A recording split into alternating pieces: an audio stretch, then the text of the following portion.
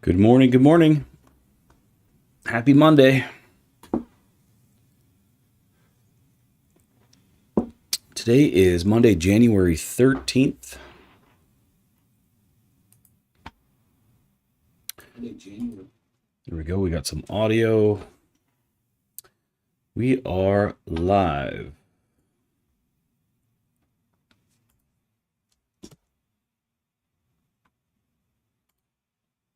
All right. So we are back in action today. I just took one trade just before jumping on stream here. If I was at my desk a little bit earlier, I probably would have shorted this Delta squeeze here at 747, but I was not at my desk. So what happened was I saw we crossed under the confirmation line here and we ticked down. It was in the green zone, so it's kind of a little bit of a risky trade, but I went and put a limit order on the 8 and ended up getting picked up there on a wick. And I was just looking for a quick 125 ticks, and I got it pretty quick in 2 candles. So now we are just sitting here waiting for the next move. Let's check out news today. Looks like I gotta refresh my trading timer.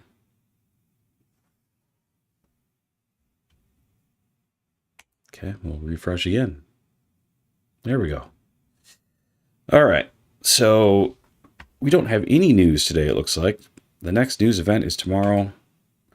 New loans at 5:03 a.m., which I'm not really concerned about that. Looks like that is CNY. What is that, China? What is CNY? I don't even know. USD. We have core PPI tomorrow at 7:30 and PPI. So today, there's not a whole lot going on. Let's check out our higher time frames really quick.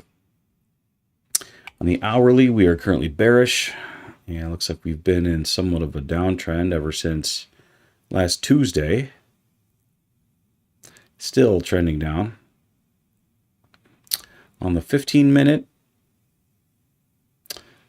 we've been in a downtrend. However, the delta did cross above the confirmation line. So on the 15-minute, we technically could be looking for longs there. If this signal can pull down and tick up, and as long as the delta is still rising, that would be a long. So I'm going to go ahead and flip that to bullish. And on the 5-minute, we're bullish.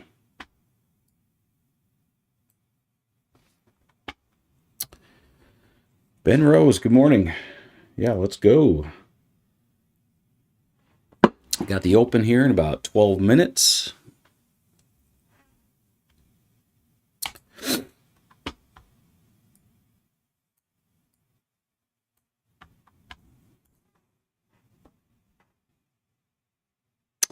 On the 1-minute time frame, we are currently bearish. We got the confirmation line headed down.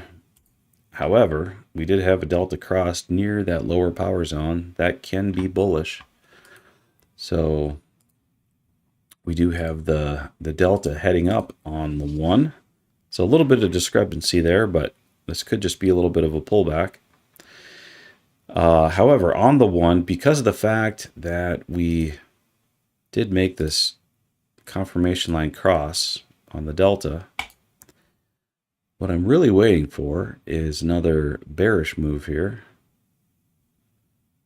So if this signal can pull up here somewhere and tick down, I'll be looking for a short there.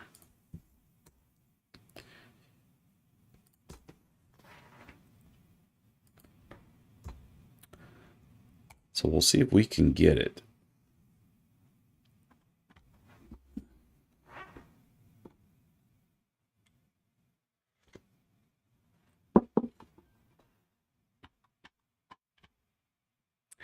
There is a little bit of discrepancy between the 1 and the 5. The 5-minute is actually flashing a tick up right now, which is from the lower power zone. Delta's above the confirmation line. So in the 5-minute, that is pretty bullish. If you want to trade in that direction, then in that case, we would have to wait here for the next long entry setup. My chair is really squeaky today. Hopefully that's not coming through on the mic.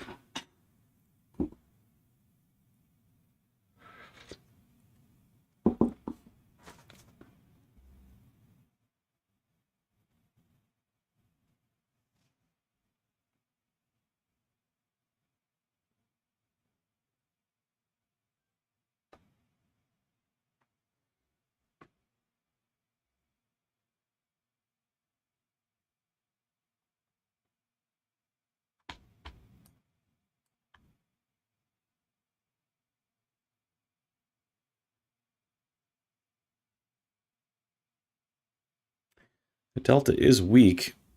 Looks like we're on the verge of ticking down from that red zone on the 1.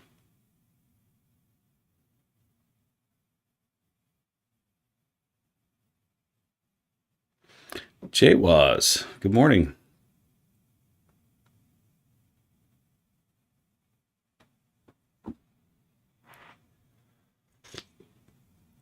Hopefully you guys had a good weekend.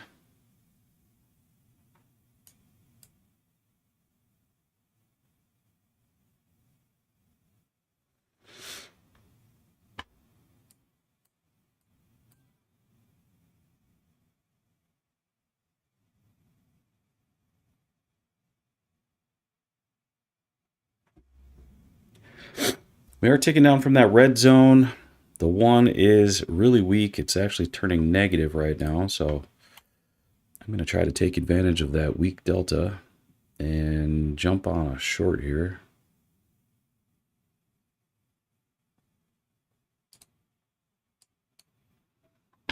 And I am short.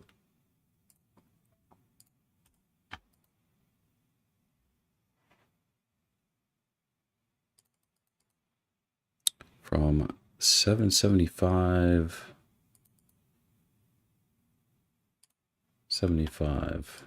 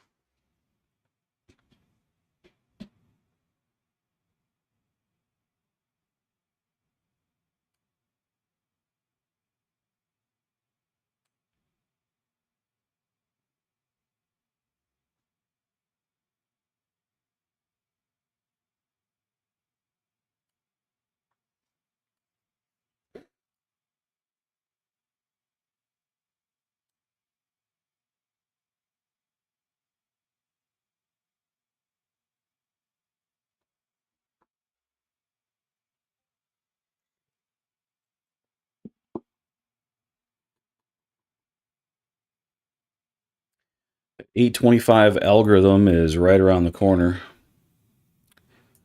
I'm hoping it pushes us down instead of up.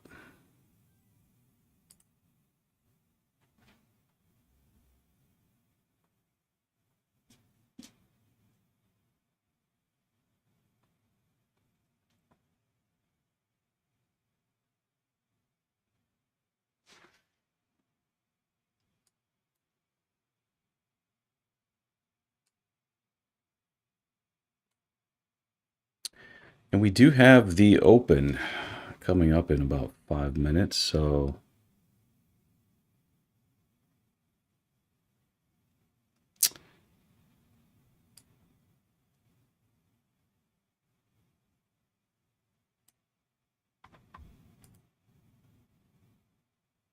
if that can continue to push and take out that overnight low, that would be my target.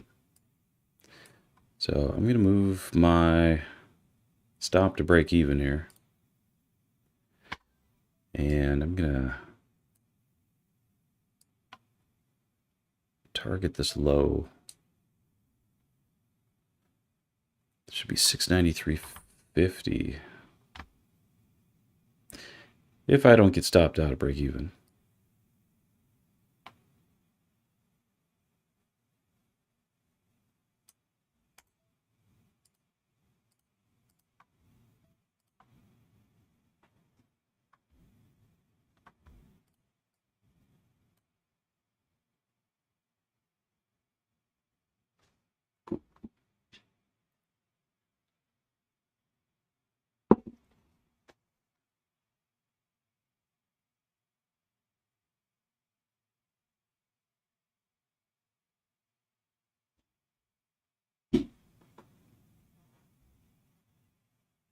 Almost got me there.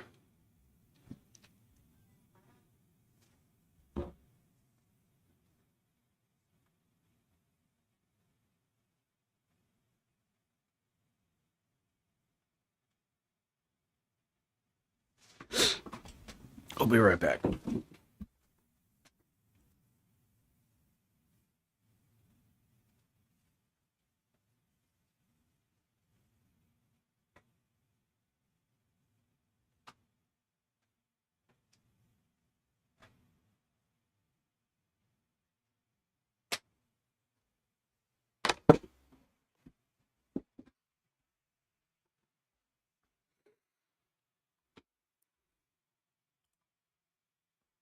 We are still in.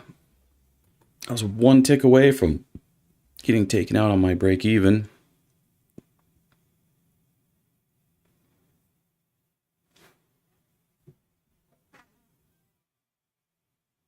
We did tick up with a higher low from that lower power zone, so I'm trying to keep a short leash on it.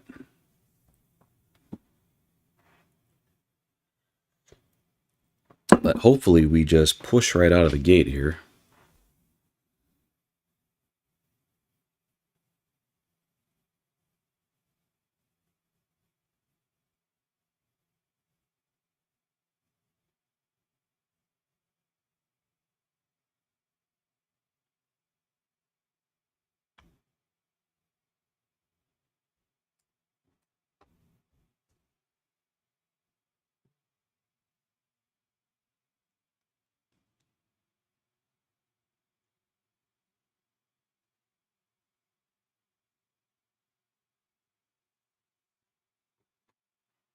Delta is looking decent.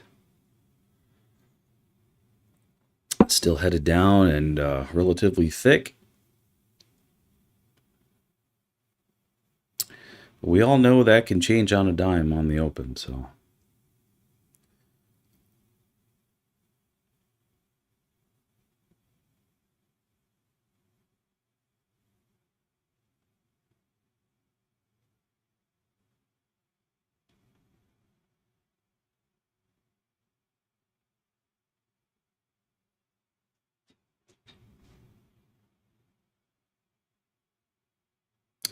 One minute here.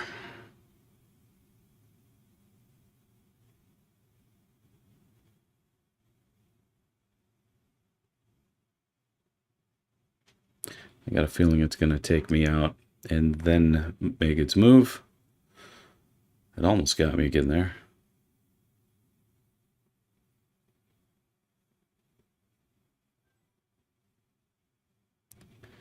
It's working at it.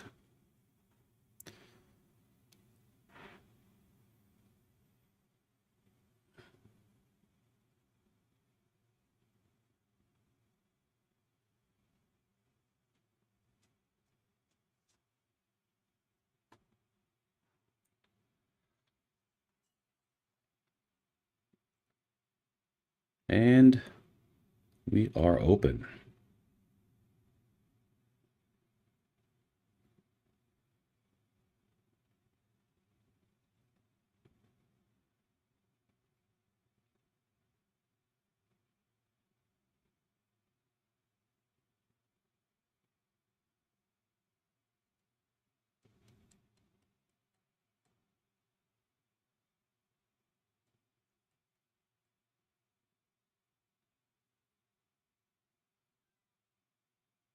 So close to taking me out. 3 times no.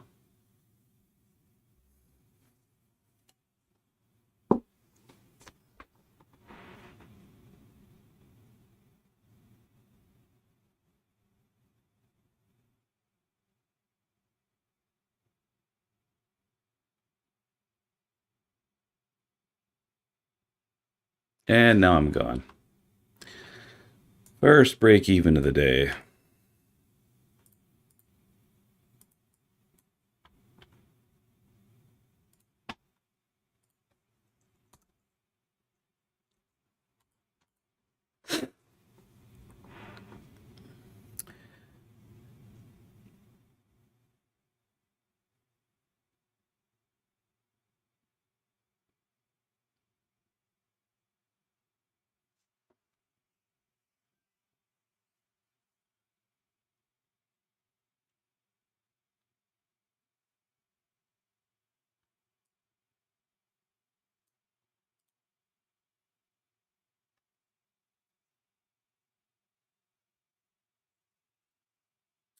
Did put in another higher low, a lower power zone. Delta still looks very bearish though.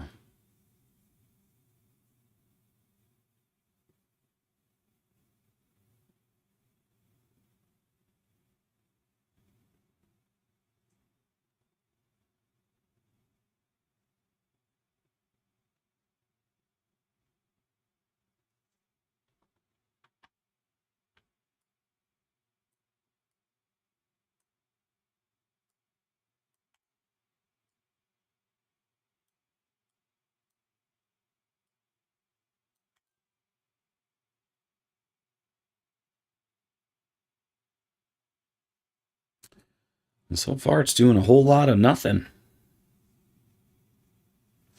Do have a little mini broadening formation in here.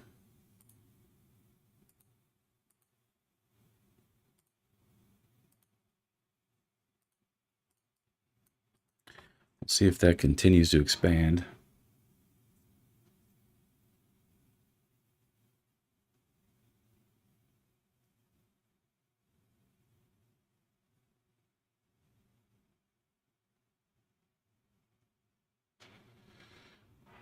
Big data this week, CPI, yeah.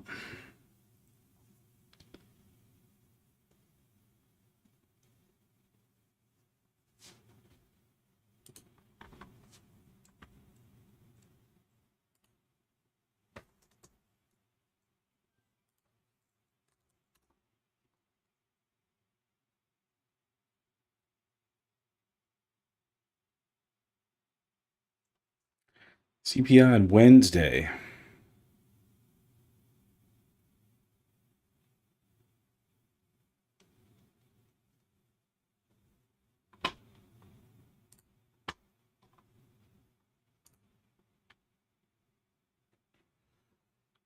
Yeah, an inauguration on the 20th. Yeah, what are the markets going to do?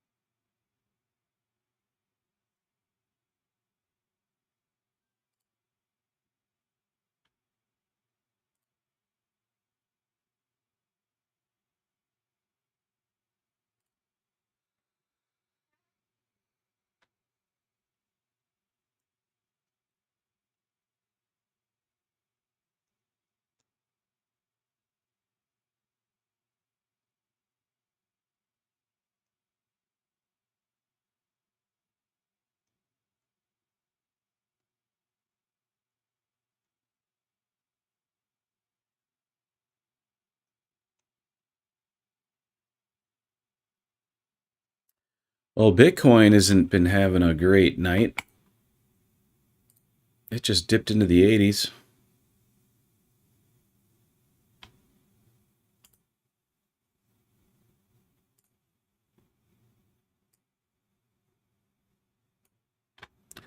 So, it's not happy.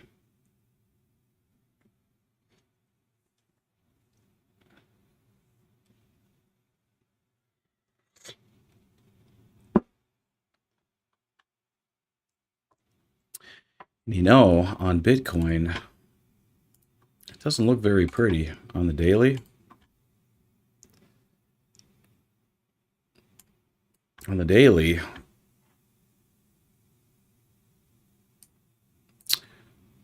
it's pretty head and shoulders looking-ish, and we just broke that neckline. We also have on the daily a delta squeeze here. Let's tick down under that falling delta right here on Wednesday the 8th. That was a short. So short from 95,324. So yeah, crypto is looking very bearish across the board. That could go into an extended down move.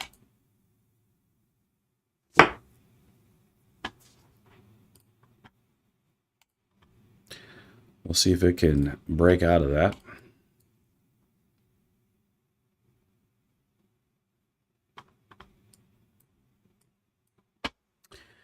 We got NQ finally headed down, which is where we were trying to go originally.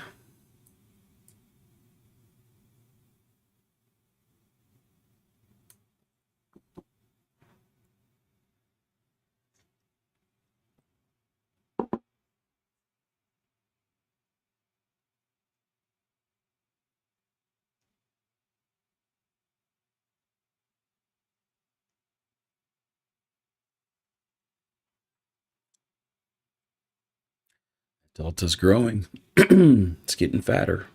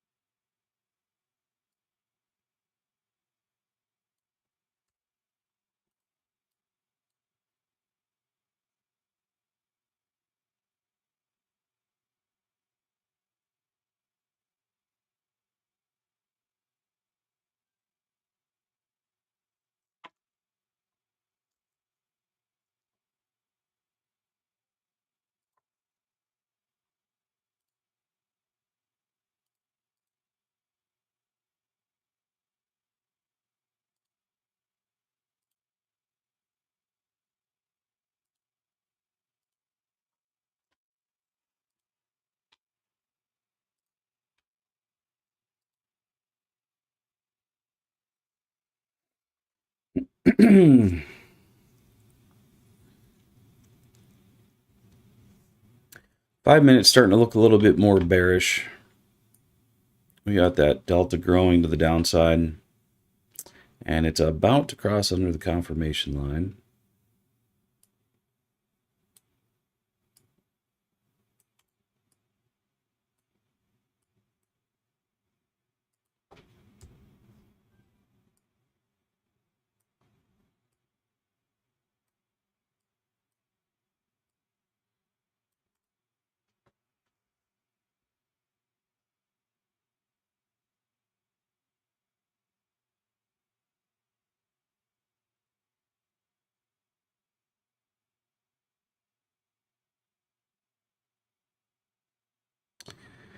Yeah, NQ definitely in a strong downtrend.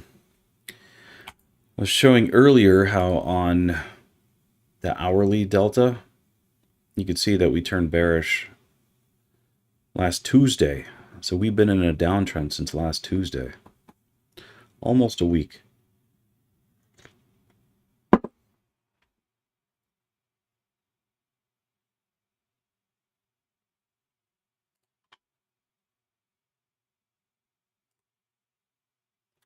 See what those candles look like on here.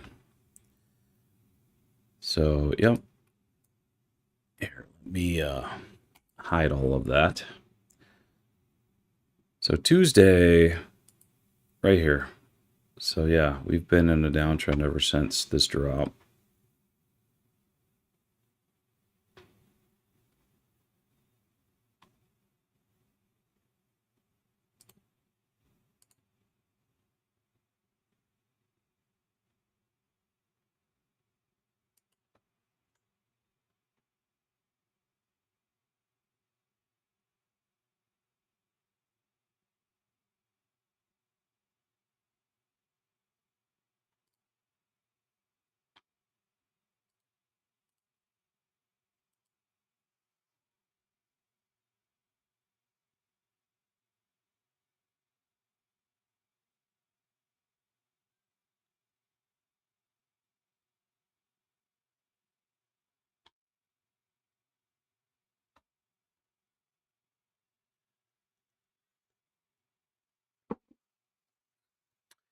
Shorts will probably have a more of a wind behind their back. Yeah, potentially.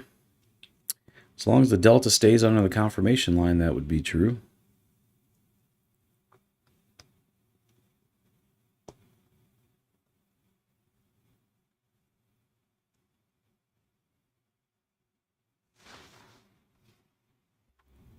You know, last Friday kind of, you know, even though you're trending down on the higher time frames, last Friday we were heading up for a good part of the day.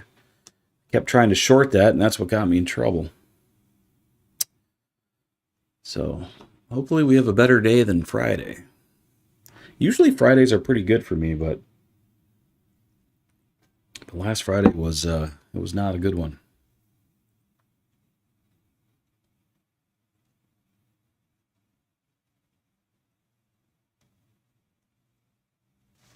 You know, Friday would have been a decent day if I was taking longs from the red zone. Let's go back to Friday. Here's Friday. So see this. We had this big up move here. And I tried shorting right here. I tried shorting right here. I tried shorting there. I tried shorting here.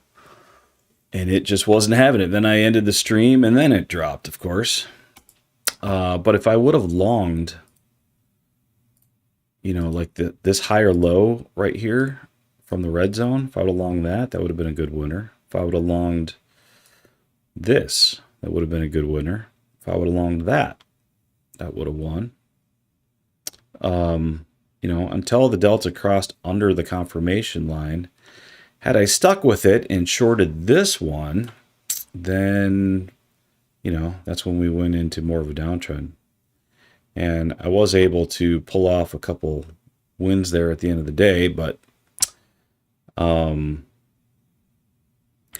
sometimes, you know, when the delta is aggressive and it stays in that power zone, see, I was just flat in this power zone the whole time. When it's doing that, it's important to recognize that, and then instead of waiting for it to drop in the green zone, just go ahead and take these tick ups in the red zone. But only if the delta is staying strong like it is. And I did not really recognize that on Friday, and I should have. So that was my fault.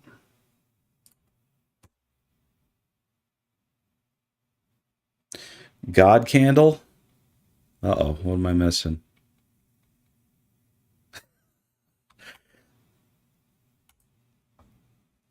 There's our God candle. 61 points. All right, what's happening here? Does that mean Bitcoin's going to bounce too? Look at it's trying.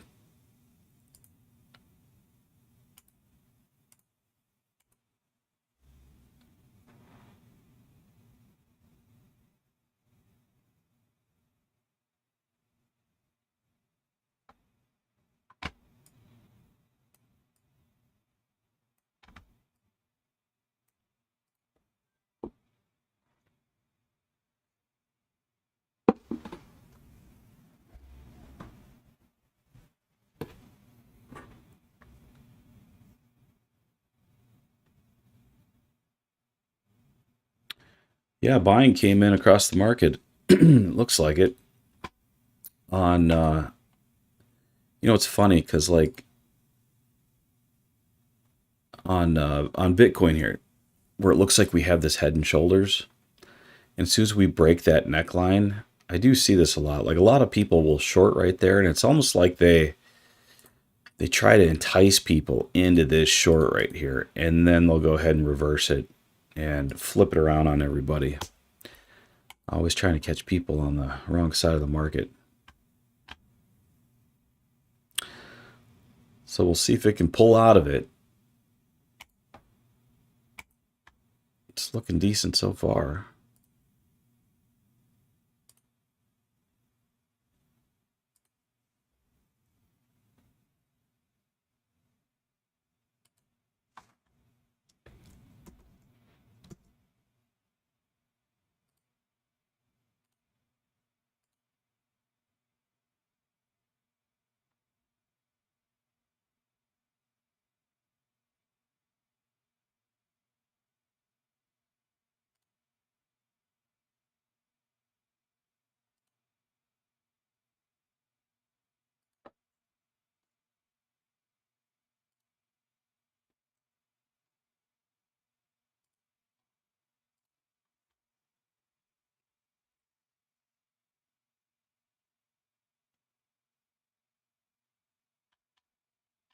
Delta still looks relatively weak here.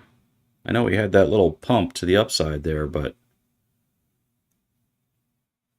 was that is that for real or is this a trap?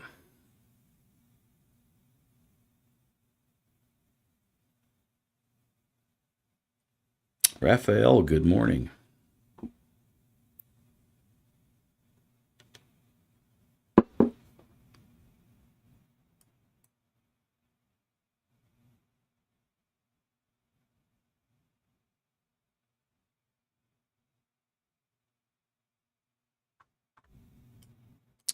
So far, it looks like that 8 SMA would have been a good buy for a long, potentially.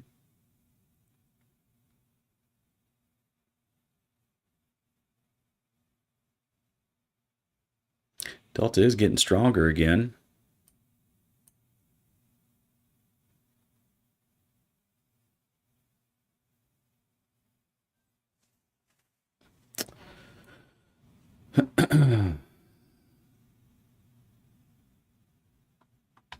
We're sitting right at the session VWAP here, which is at 768.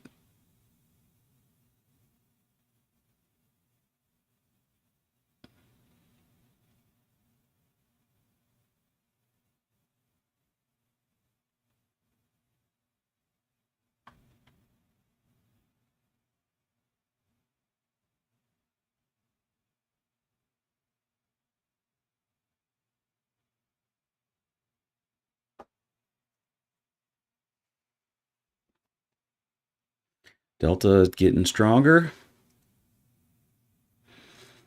So we are putting in a tick up above a rising delta. It's not quite in the green zone, but might be a good long.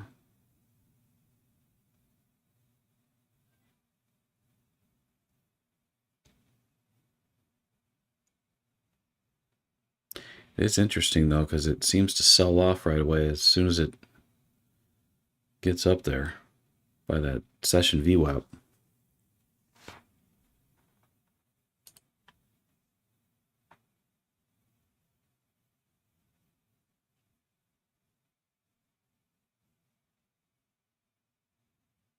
Selling off again.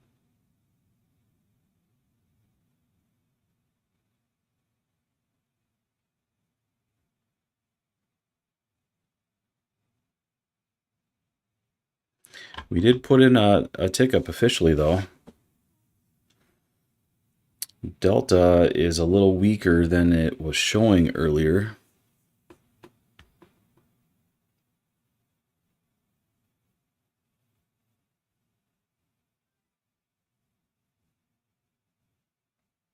We also got the 200 sitting up here at 783.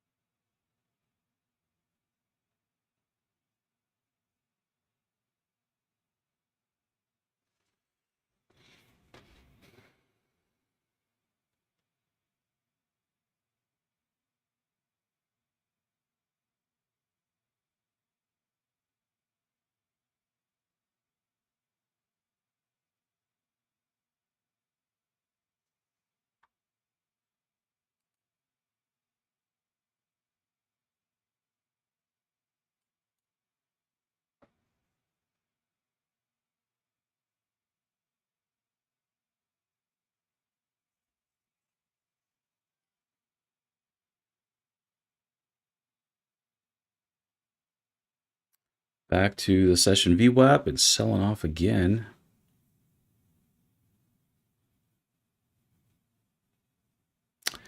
Not sure how I feel about this, but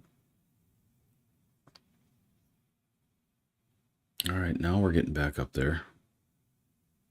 Delta is getting thicker now.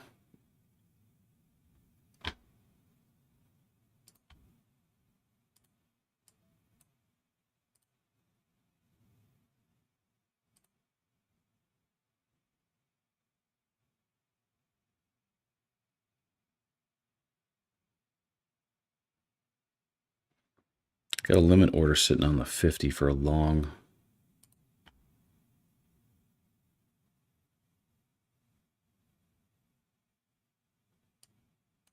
And I just got picked up.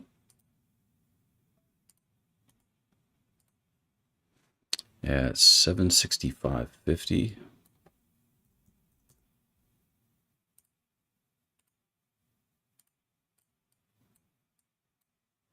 ETR sitting at a 94, which is still pretty high.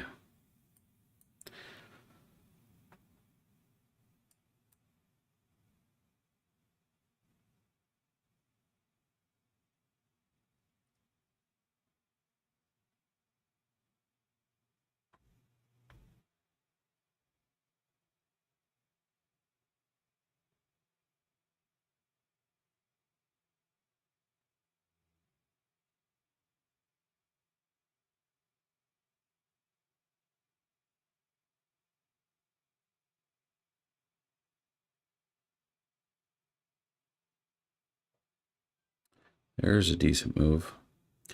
Let's go ahead and move my stop to break even since we've already tested that 52 times.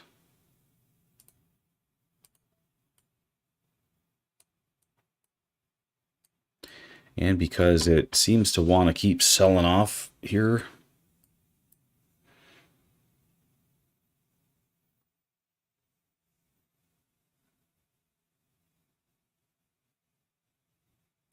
I do not have a static TP set right now. I'm just letting it run.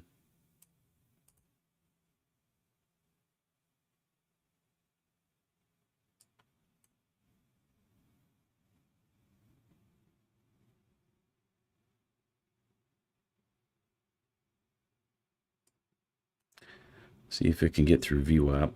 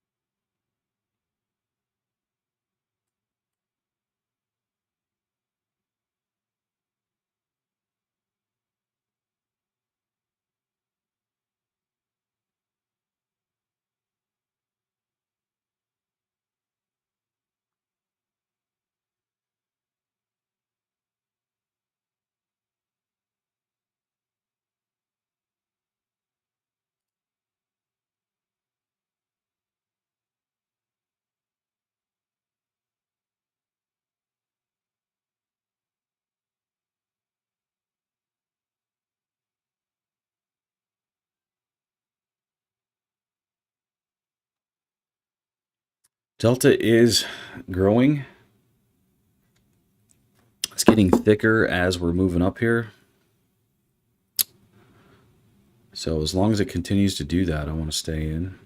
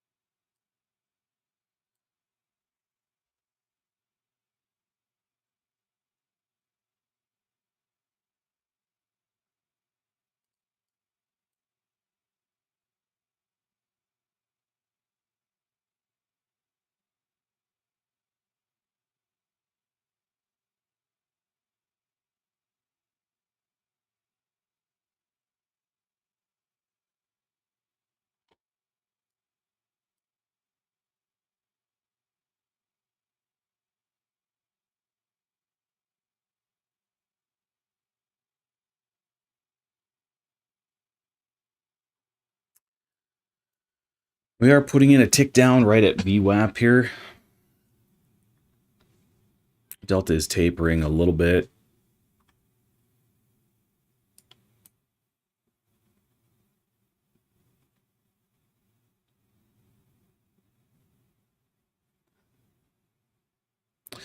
And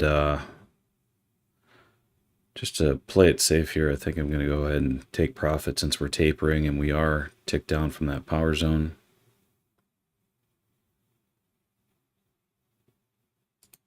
All right, I'm out.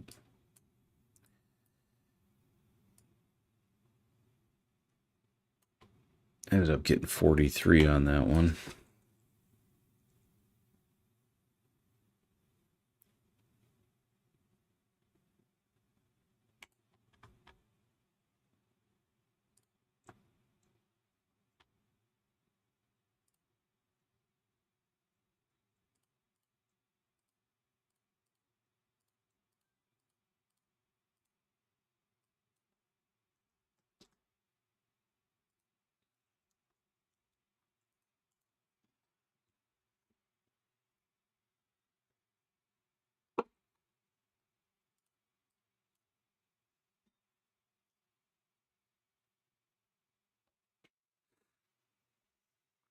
Stealth took the buys as Delta crossed.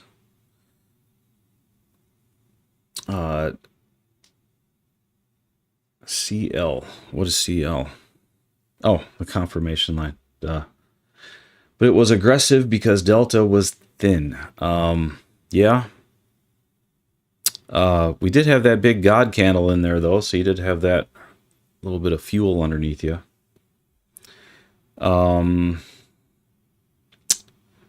After stepping away, does that one fit the definition of a squeeze? You know, I would not call that a delta squeeze, but it's kind of like a delta squeeze because you do have a rising delta and you have a tick up above a rising delta. Now, for it to be a squeeze, it really kind of has to be down here near a power zone, and the confirmation line and delta have to be squeezing together and converging, kind of like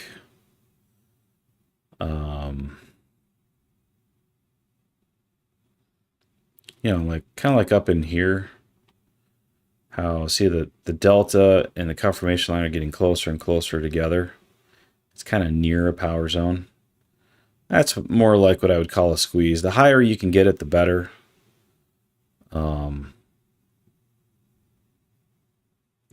This one was just so abrupt with that God candle in there. It's kind of weird, but still got a decent trade out of it. So,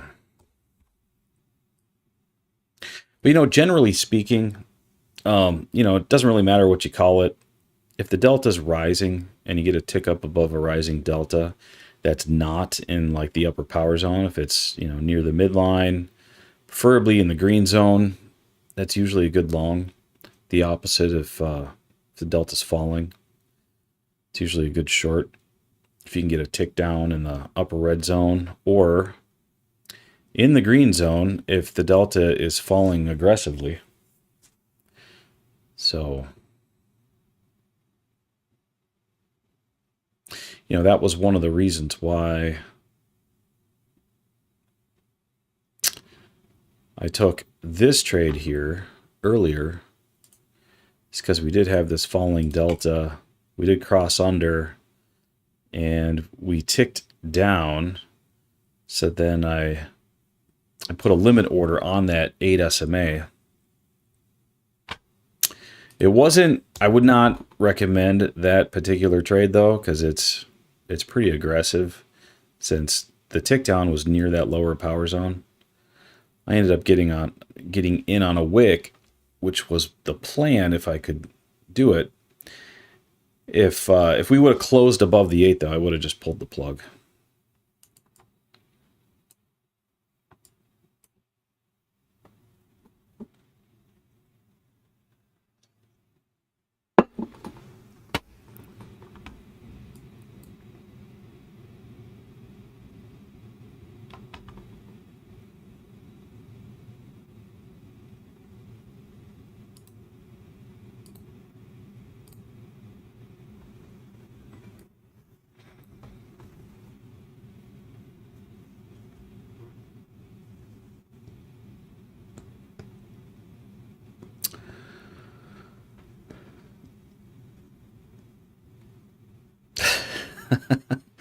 CL also means oil.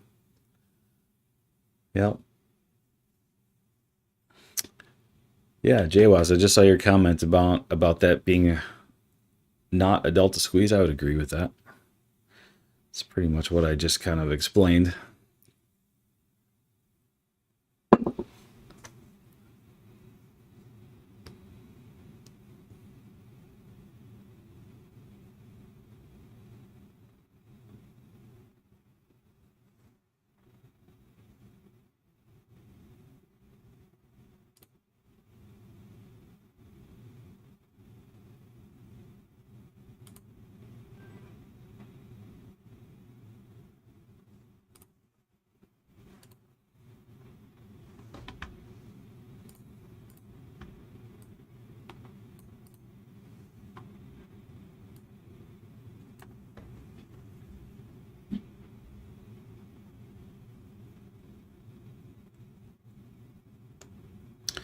BTC bought up.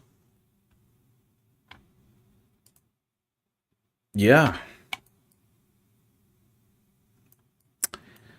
It does look like it was bought up rather hard there, which I would expect. It's either, if it breaks the neckline like that, it's either going to get bought up and people are going to save it from that head and shoulders playing out, or the head and shoulders is going to play out.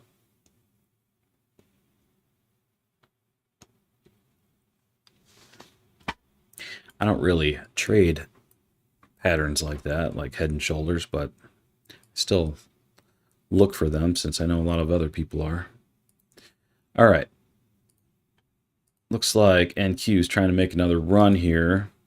Now see that the signal made it underneath the delta. I'm not a big fan of those, so I would not try to take that long. You want, if the delta is rising, you want to get in on the initial move when you get a tick up above a rising delta. Once it goes below, then that's a sign of weakness.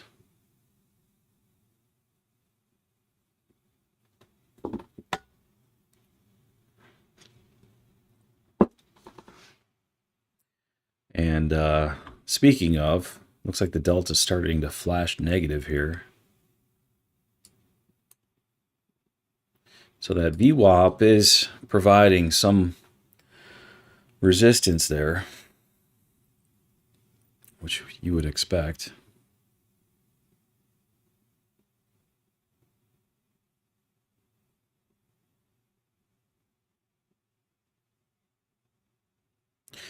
Delta's trying to get strong again.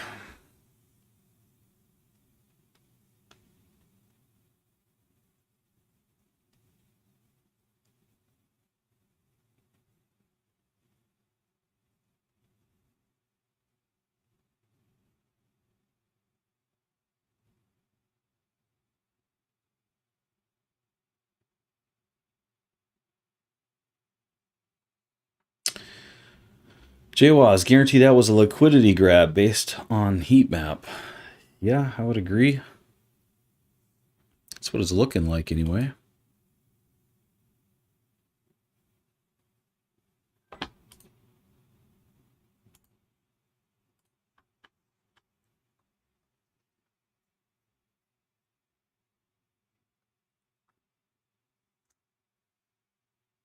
NQ starting to look stronger here. Back above VWAP.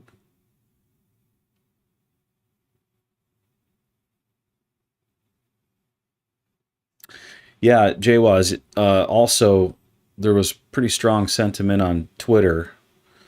There was a lot of people that were saying, if we broke 90K, we break that neckline, then we're heading down to like 75. So it's funny because once the masses start thinking a certain way, it always does the exact opposite.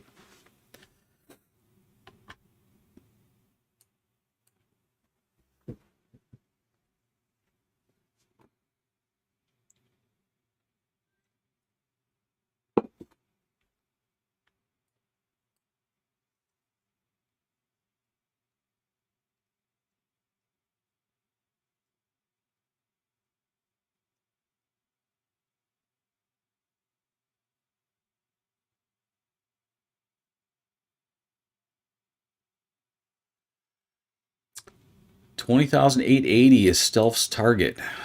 That is, looks like right above the previous week low.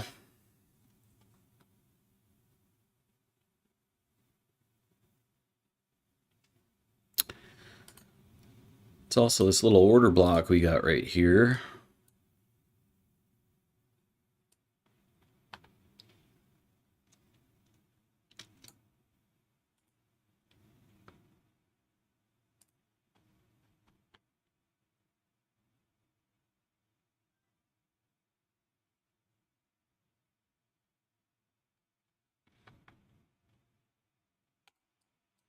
Tesla's strong today.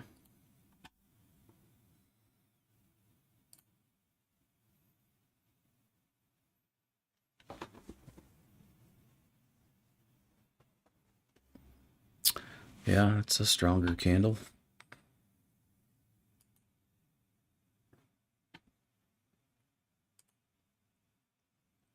Apple's not looking very good.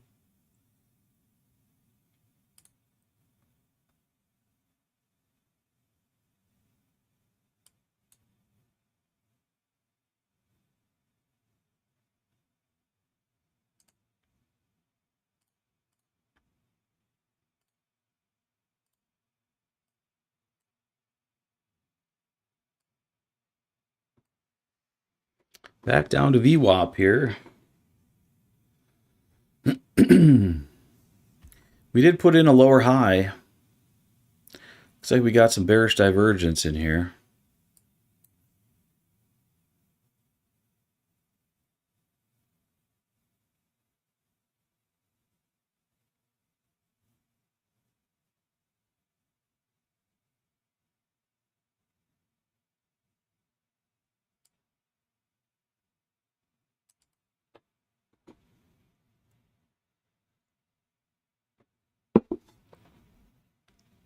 Back under the 8 now, and under VWAP. I don't know, was that a tease?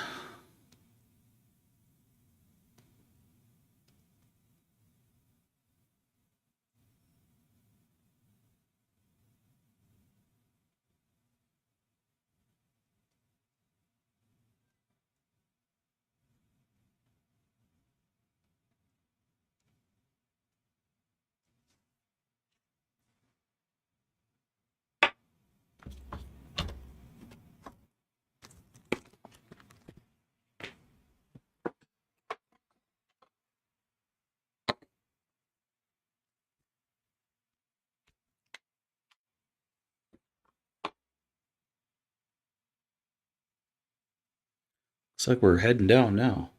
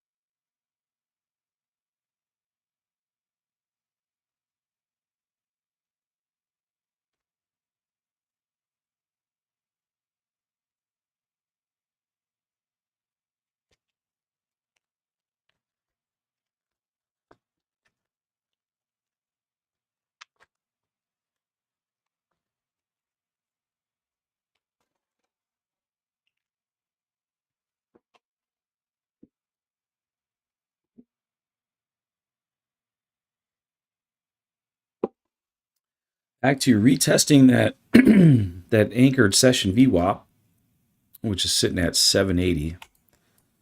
So if we're going to remain bullish, we have to stay above that.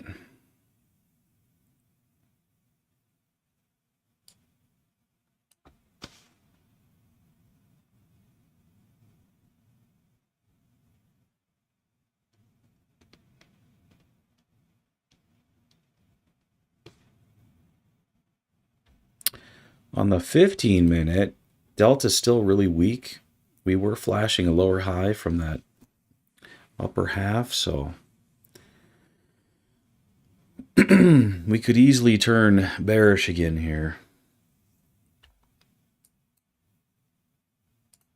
We do have negative slope on the Delta. Positive slope on the confirmation line, so we got a little discrepancy here. However, anytime there's a discrepancy, I think you should always favor the confirmation line over the Delta.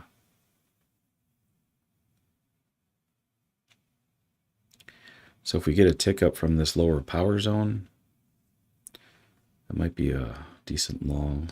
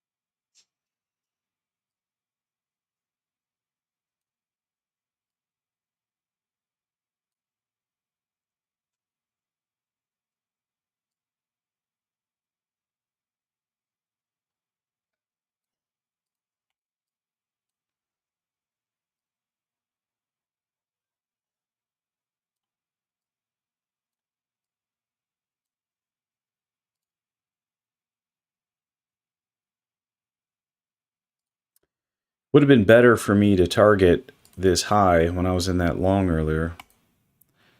You know, you go from one end of the Browning formation to the other usually pretty quickly.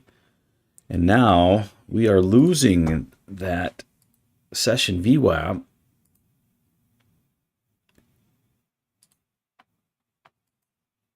We've also retraced more than 50% of the way, so the odds of taking out this low are pretty high now.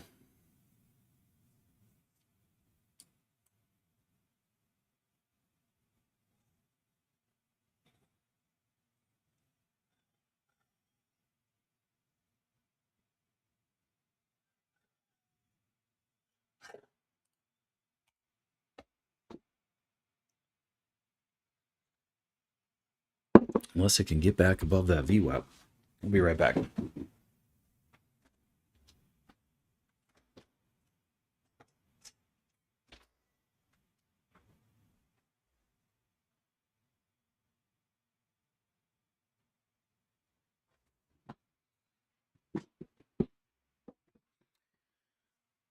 Just let my dog outside. It's minus 4 degrees Fahrenheit. We'll see how long she lasts out there. It's funny because sometimes it's like the cold doesn't even affect her. She could stay out there all day. I don't know how they can do that.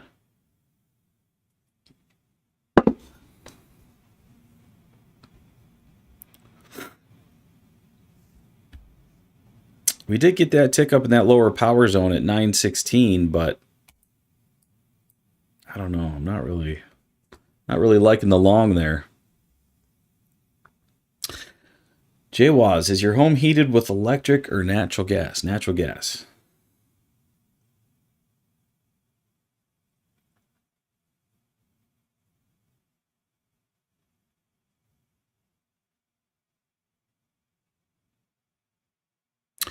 Yeah, I don't think you find too many electric heated homes up here.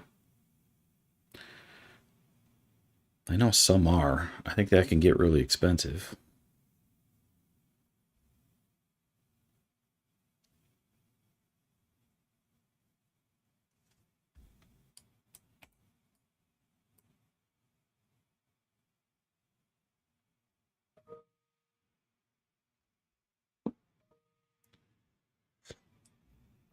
Yeah, if the power goes out, that's pretty bad when it's cold.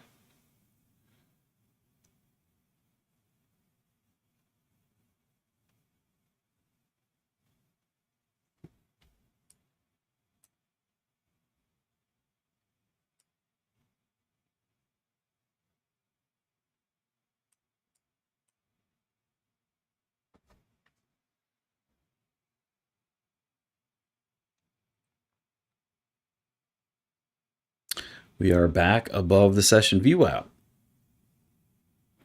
This is starting to look like we might be entering more of a range. We got the confirmation line near the center of the indicator.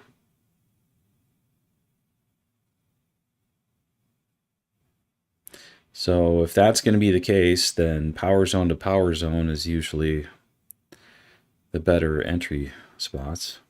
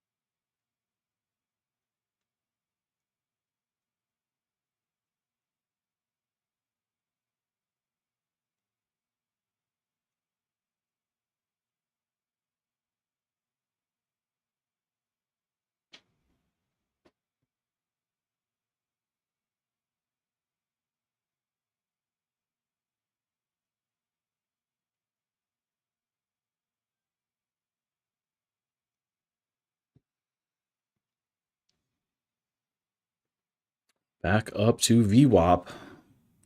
Sandwiched right in between both VWAPs. That can be a choppy area.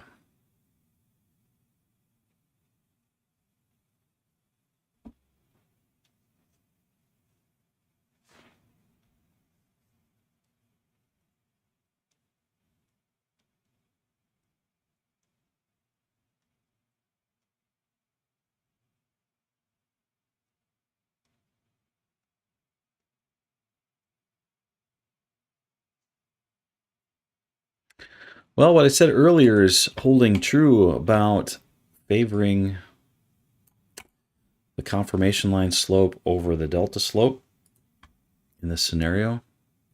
I said that tick up from the lower power zone in that situation would be probably a decent long. I didn't like it because we closed under the session VWAP, but that would have been a winner if you're looking for 31 points.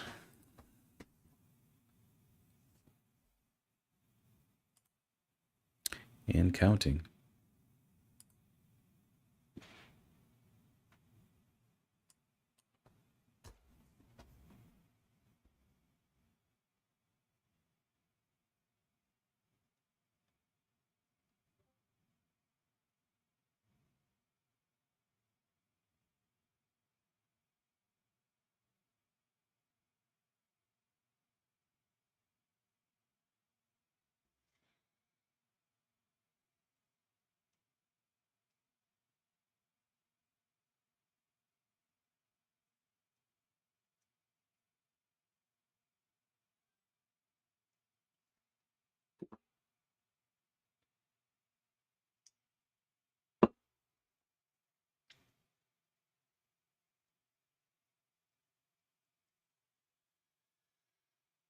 ATR's come down a little bit. We're sitting at 87 right now.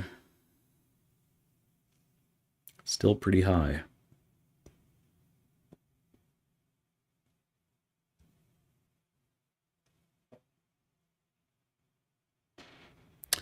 And we just got a tick down below a falling delta.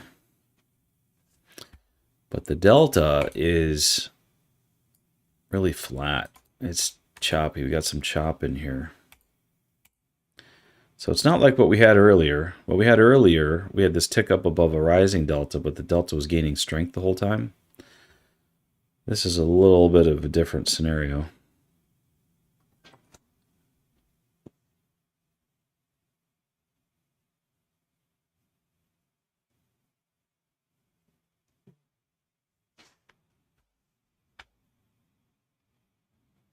Could be a good short, though.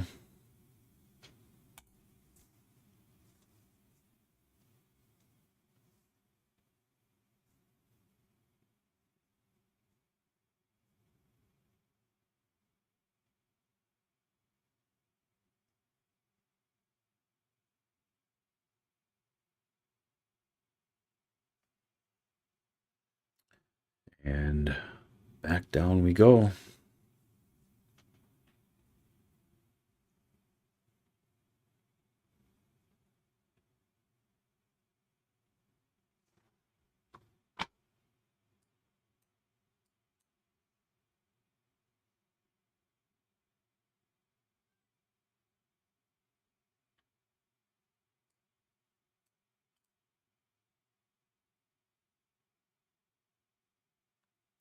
Yeah, that would have been a good short, it looks like.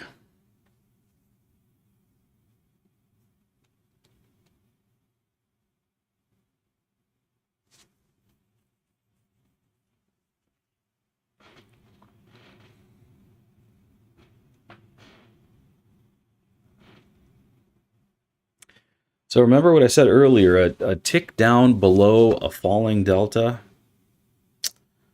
is, generally speaking, a pretty good short.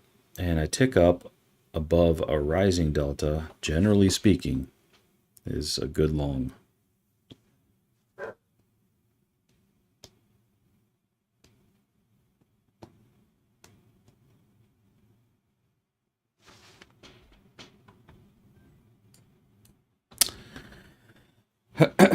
I seem to always find reasons to not take those trades, but they do work. And she wants back in. How long was that? 10 minutes, maybe?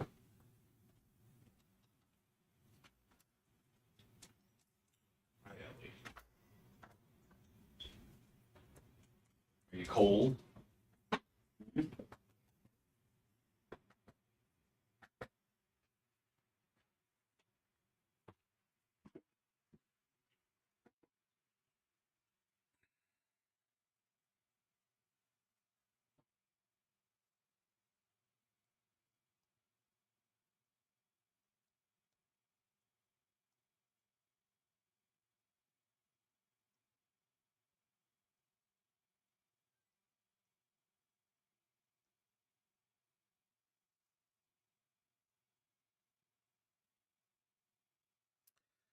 It is looking more and more like we're going to take out that low.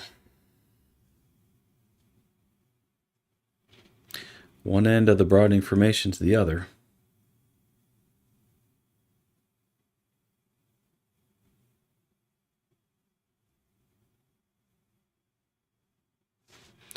Hopefully Bitcoin isn't following suit. It's still working its way up.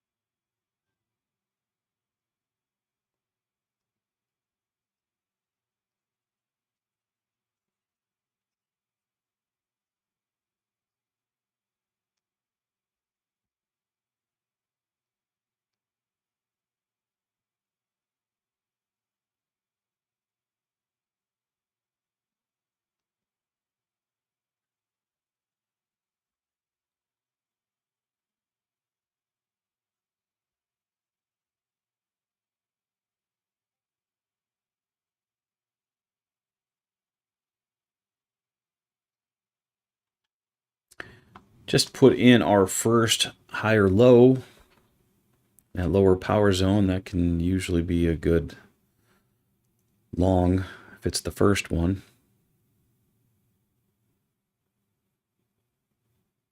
I don't trust it in this particular scenario though.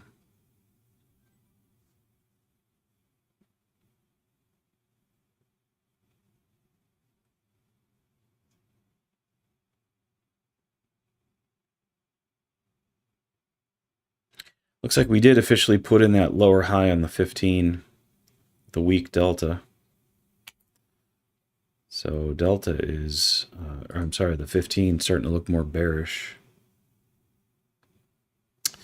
Looks like we got a lower high in the 5 as well, and the 5 is going back under the confirmation line, so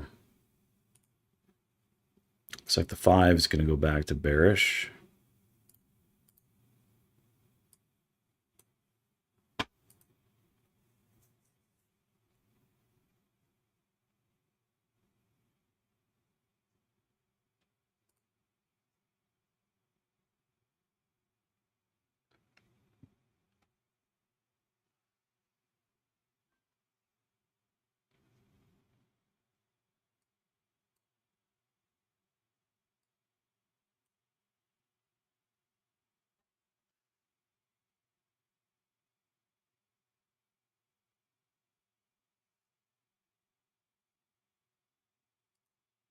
You know, we did have that God candle earlier, which should provide an order block here of potential support. So keep an eye on that too.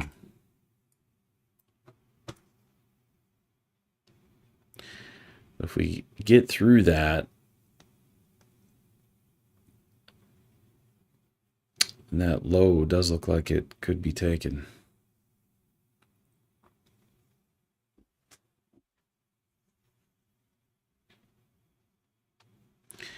That delta is still heading down pretty aggressively. All right, starting to put in our second higher low.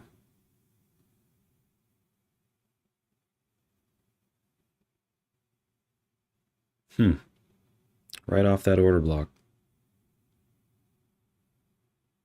It's getting bought up pretty quick too.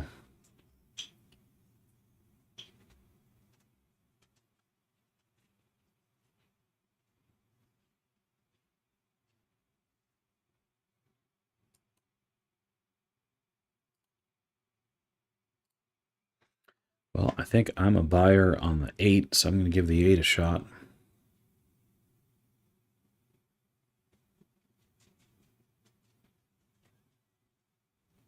So again, we got that confirmation line near the center of the indicator, so my head is more in the ranging market condition at this point.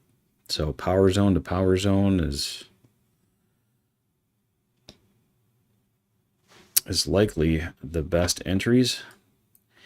And putting in a second higher low in that lower power zone should be good.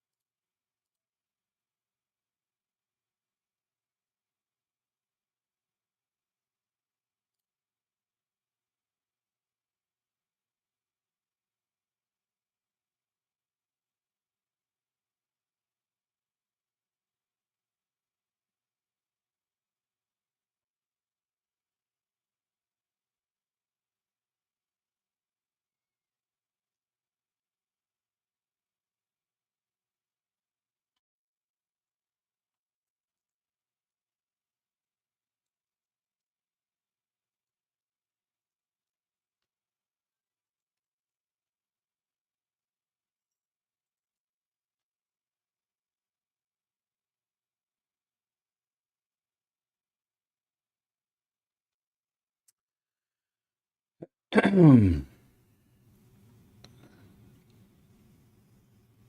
miss the train on this one.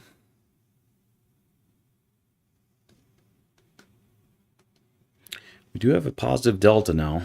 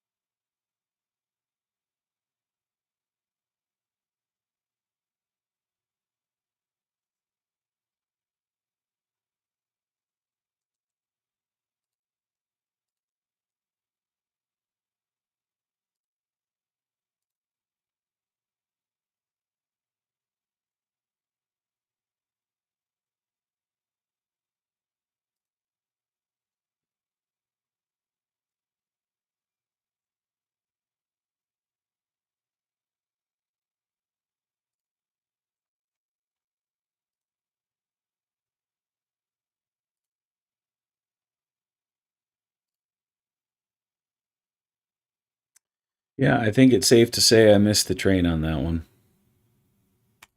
Was trying to get in on the 8, never touched the 8. Looks like getting in on that candle close would have been better in this certain situation.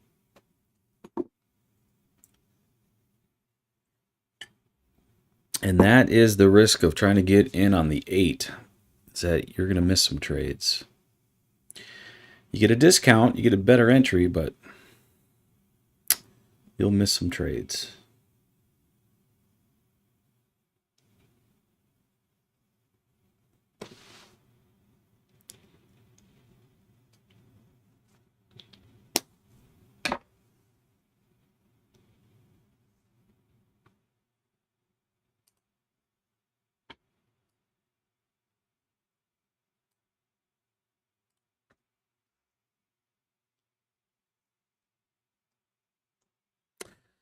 That order block ended up holding nicely, though, didn't it?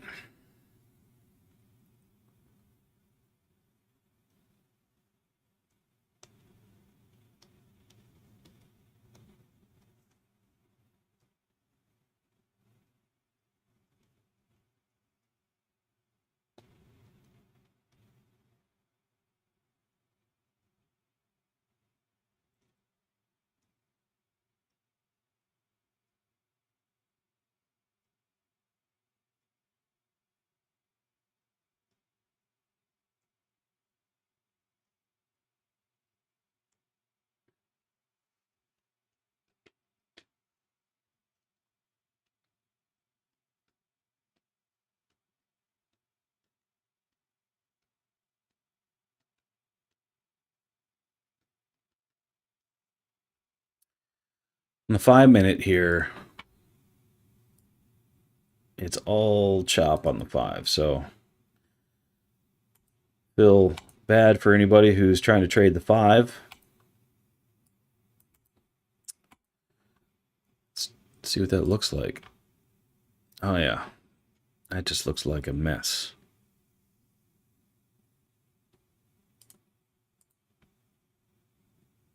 You know, a lot of people think that trading higher time frames is less choppy than trading the lower time frames, and I disagree. This is a perfect example of that. The lower time frame is much smoother.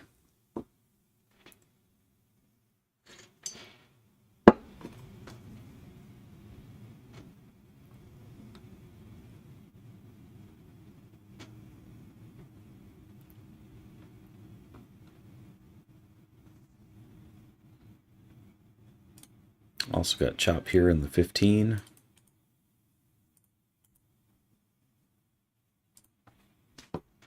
This is a really nice move up. So if anybody caught this, congrats. This is beautiful. That either this higher low right here and this higher low, both of those were great entries. The first higher low, as you always hear me say, is usually a good, you know, after it's dropped from the top, the first one is usually a good entry. In this case, I was thinking in my head we were going to take this low out, so I was reluctant. I didn't want to take it. But it proves to be true again. That's why sometimes I think it sometimes hurts me to be looking at all of these external, you know, factors and, you know, looking at lows and highs and broadening formations instead of just focusing on the indicator itself.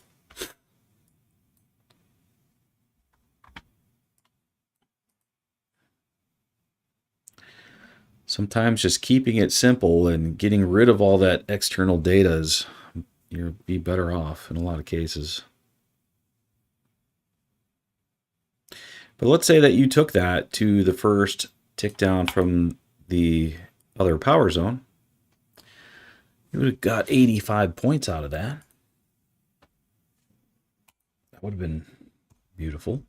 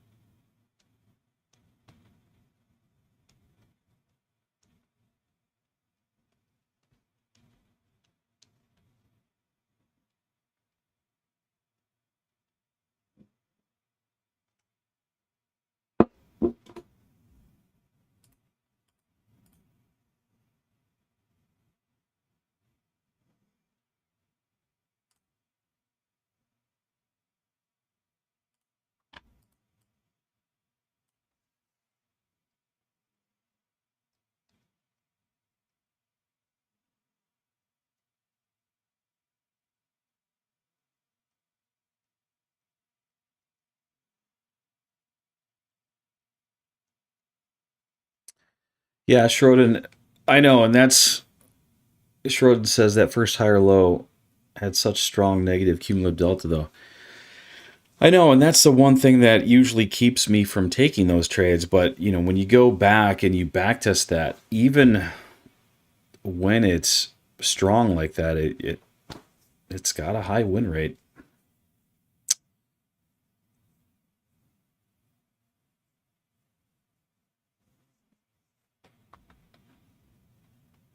So psychologically, if you're following the delta and you're trying to be on the right side of the delta, it's going to be tough for you to take those.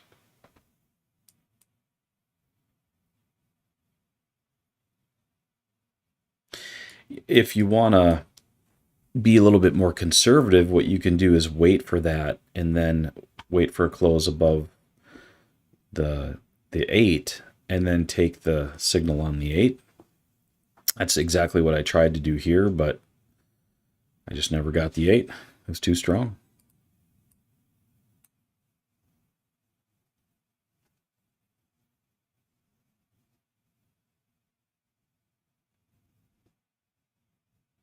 Now, the fact that we did not take out this low leads me to believe that we are going to take this high.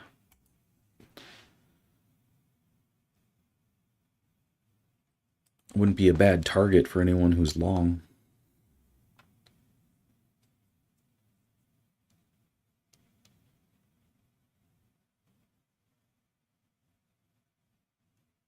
And we just took it.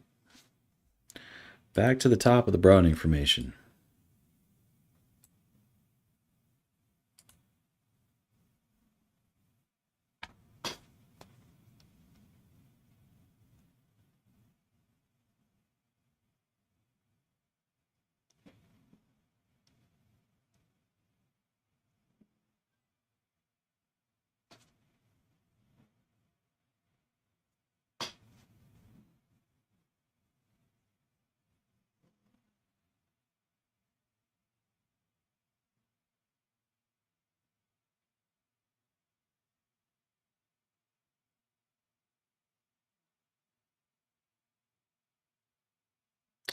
That delta is looking really strong now.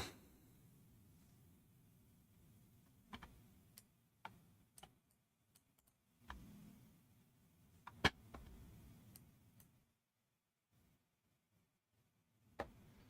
still wouldn't want to take it long up here. Number one, you're in that upper power zone. Number two, you're at the top of the Browning formation.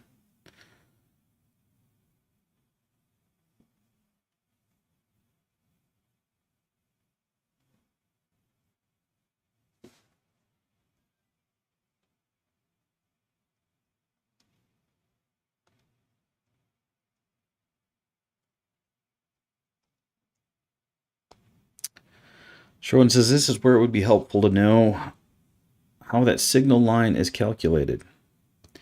It might form a higher low no matter what in that situation, since it's hard to go any lower given that it's an oscillator. And the prior lower low was at an extreme. Yeah, I'm not sure how that is calculated, but that does follow price more. So I like to use it to spot divergences, which we did have that here. I think I mentioned that when this higher low was put in, it made a lower low on price. So we did have bullish divergence there, which does help in that situation.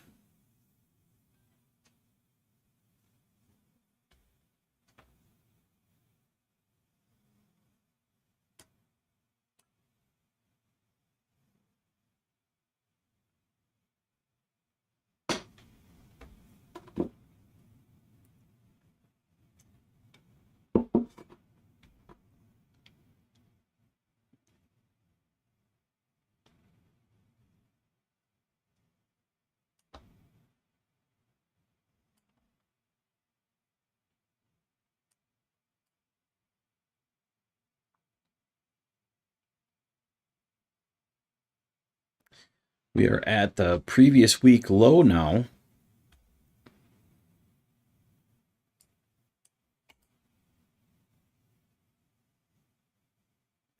Almost to your original target of 880.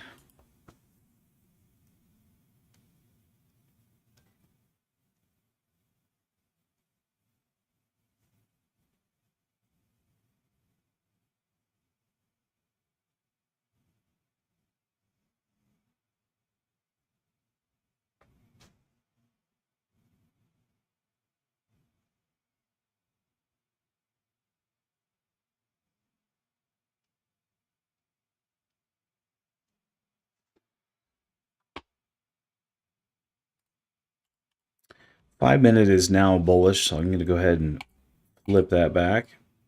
The delta is back above the confirmation line.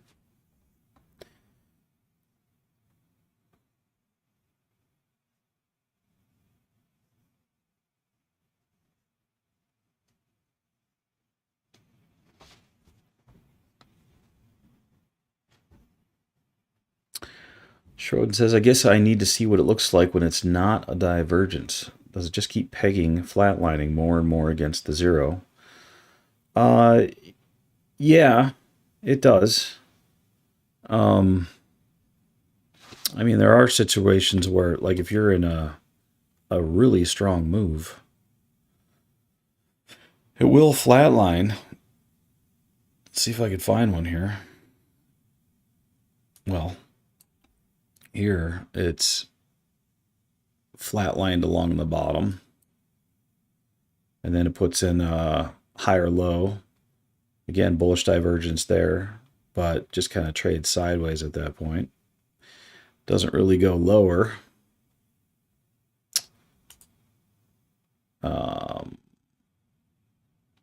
It doesn't happen that often, but it does happen. Here it's flattened out at the top here. See that? And it kind of topped out before it dropped.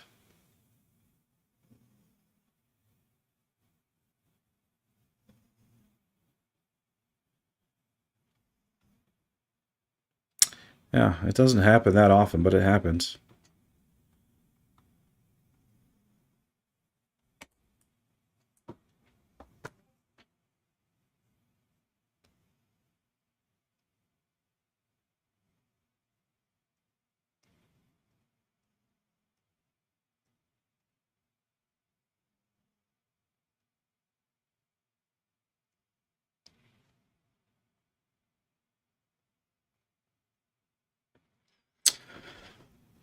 Well,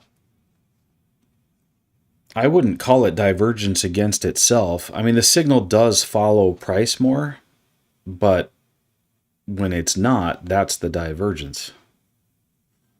So, the same thing, like if you're looking at an RSI signal line or something like that, it's similar.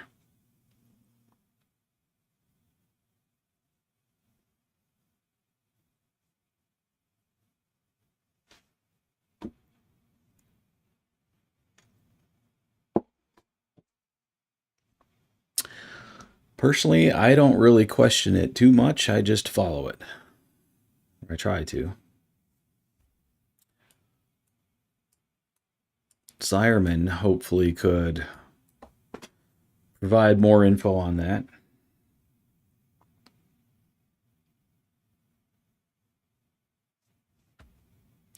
Looks like we did kiss that 880.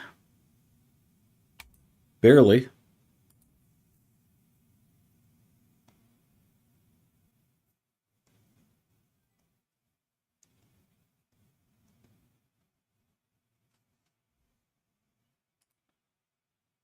We also got our first lower high there on the signal.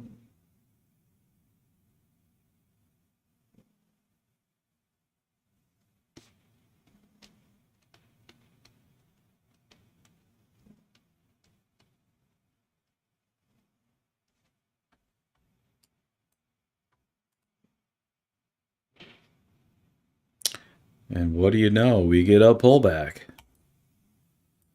We were just talking about those lower highs and higher lows. So right here, would have easily got 31 points out of it. I did not take it though. I wasn't really ready for that.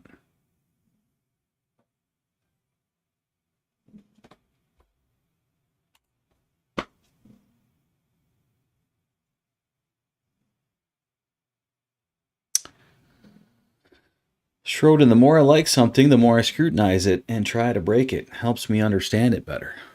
I can understand that. I'm kind of the same way with most things.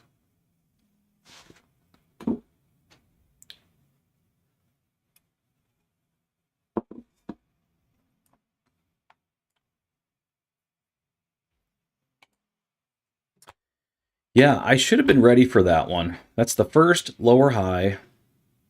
It's at the top of the Browning formation. We also touched that order block.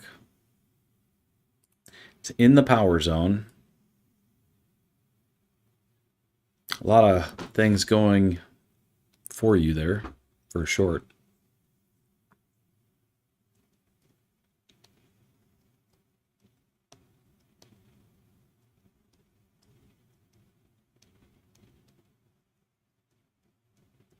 and Delta was tapering at the same time.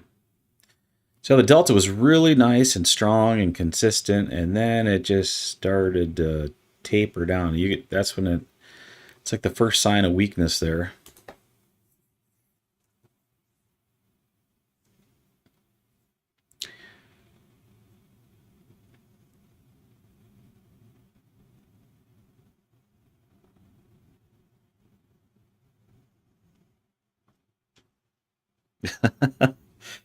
That's all right. The pitfalls of kindly offering a stream with chat. Yeah, I get it. Surprisingly, it helps keep me more focused. That's actually the main reason why I'm streaming, because it actually helps me focus better. You would think the opposite would be true, but when I'm forcing myself to kind of talk through what I'm looking at, it helps me focus. If I wasn't on the stream, I wouldn't be saying anything, and I'd be watching YouTube videos and listening to podcasts, and my mind would be all over the place. So this helps me.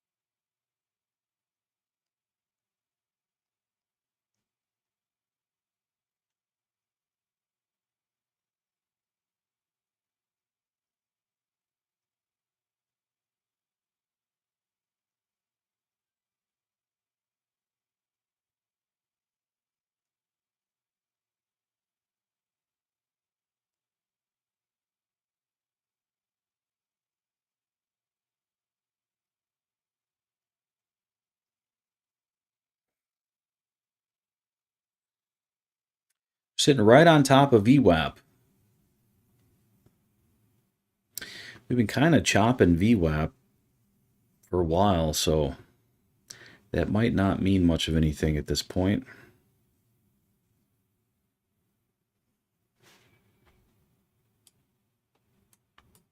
It still appears like we might just be in a range instead of a... There's not really any strong trend either way.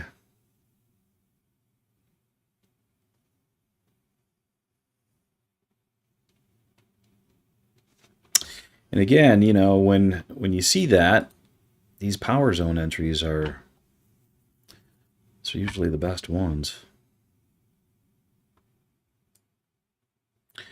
This one would have been great, but I missed it. This one over here, that would have been great, but I didn't take that one either.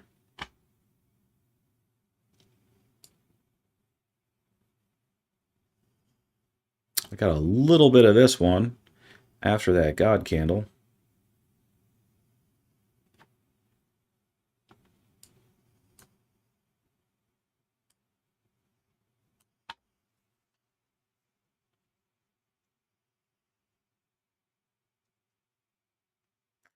So Stealth, if you're still here, did you ever hit your 880 target? I know that you exited that trade, but did you ever get back in?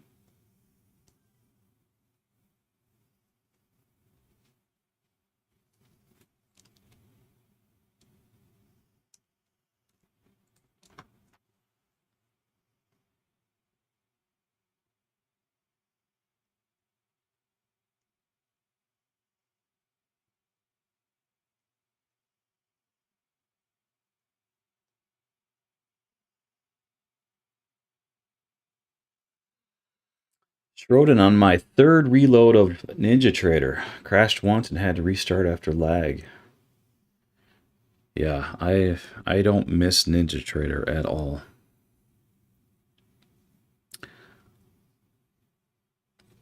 My project this week is to start getting Quantower set up.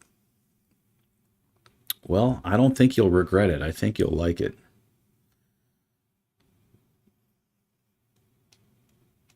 Quantower is very nice.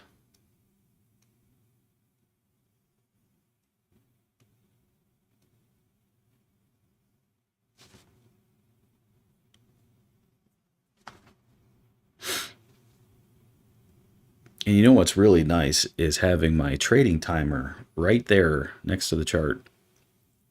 I know it sounds like such a small thing, but it really does help time your entries better. And having the news right next to the clock so you don't ever miss a news event. I don't know if NinjaTrader has that feature, do they? Where you can add a browser window to one of the panels.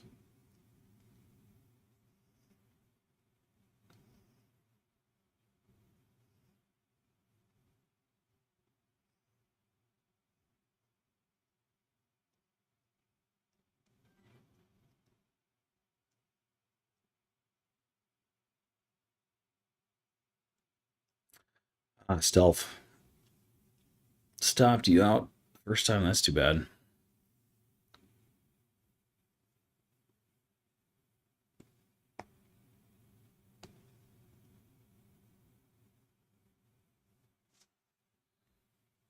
You know, from a Delta perspective today, this is beautiful. You know, these nice, consistent Delta swings. That's what you really want. Those are fun to trade.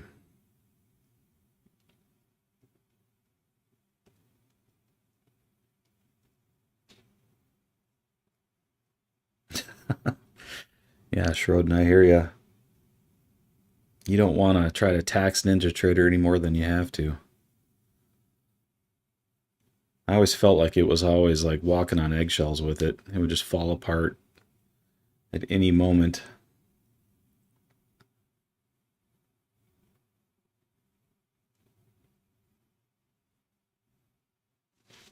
All right, we are getting a tick up from that lower power zone, but the delta is about to cross under the confirmation line. So,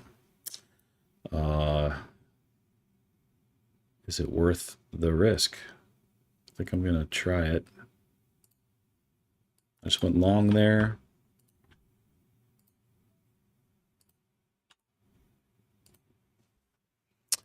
I'm long at 2805.25.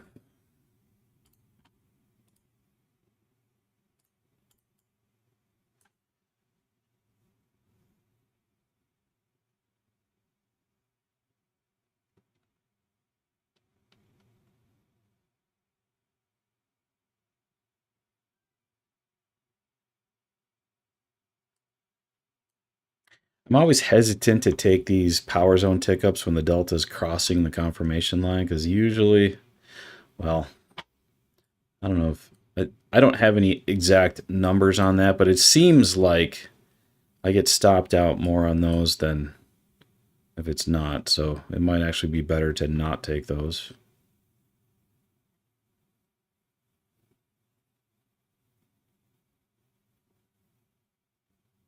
We'll see how this one goes.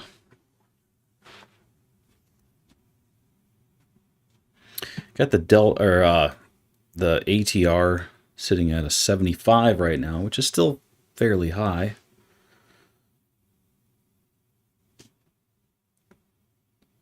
But again, I'm kind of in that ranging mindset. So power zone to power zone is what I'm trying to trade right now.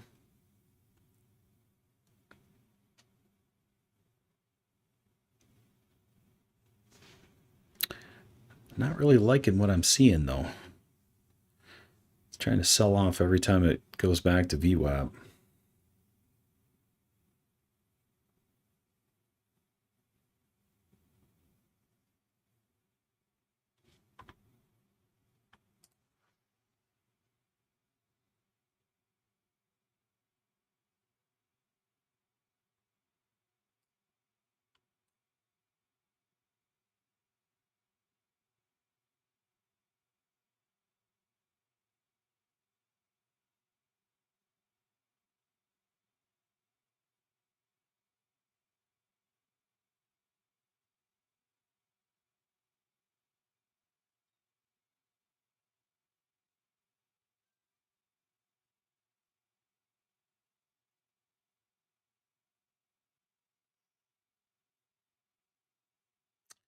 Yep. I ended up getting stopped out for 20 points.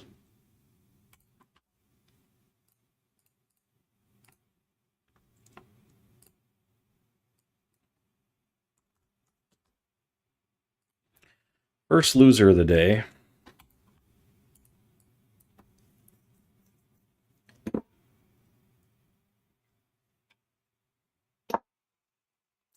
See, that's why I'm hesitant about those where the delta's crossing under the confirmation line. Sometimes it's better to just wait for the higher low.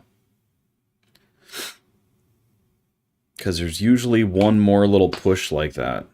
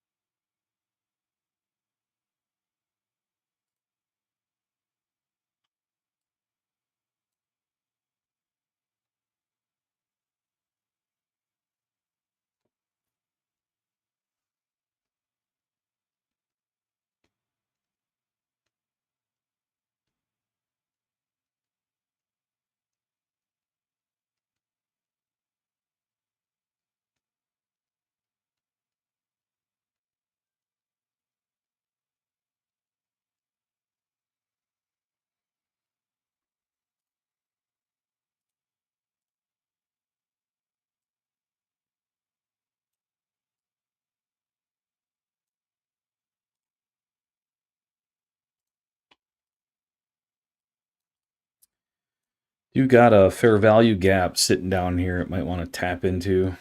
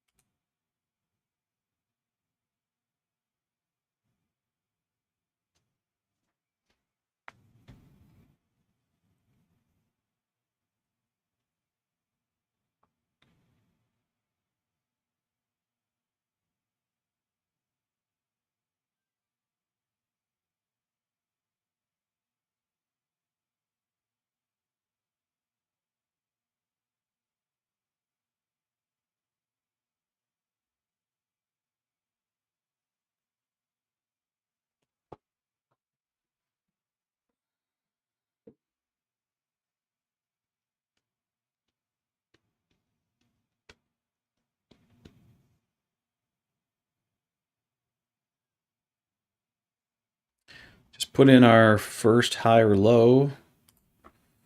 Went long there.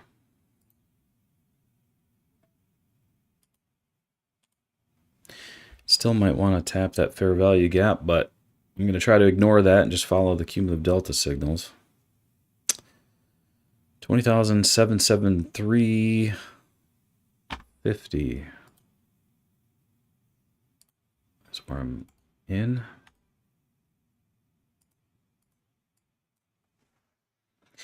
My stop still looks pretty small.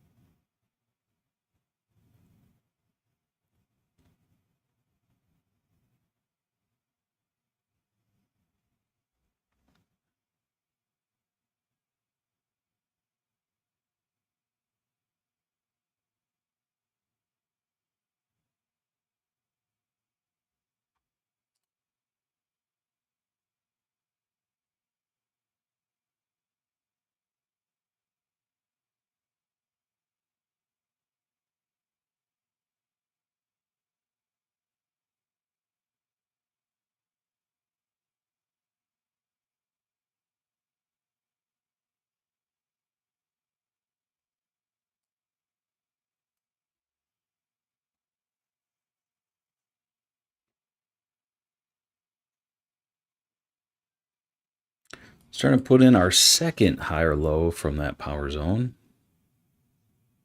It's not official yet.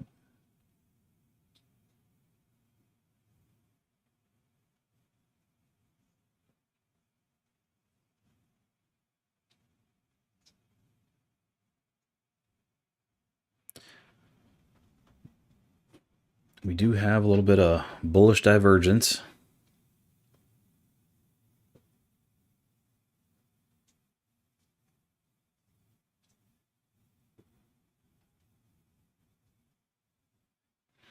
The bears are still fighting.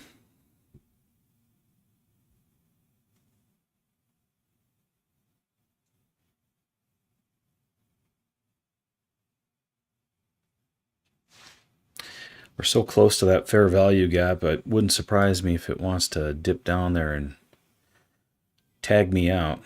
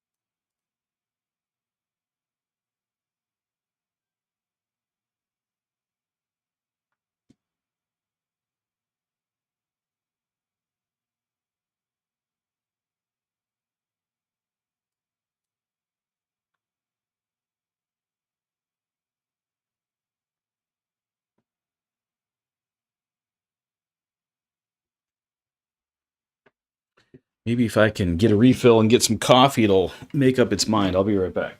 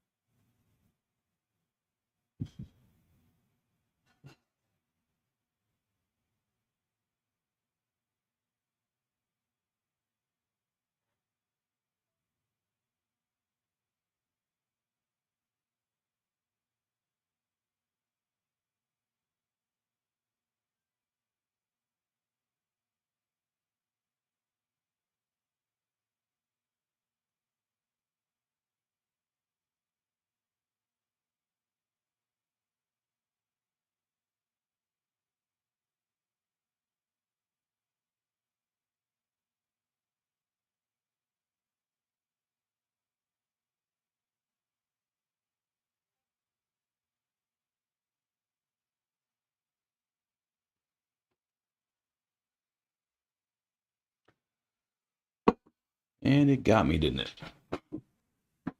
it?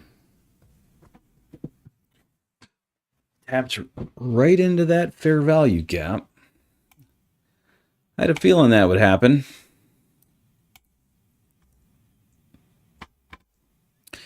So, this is the first time I took a higher low today. All the others worked, except for the one that I took.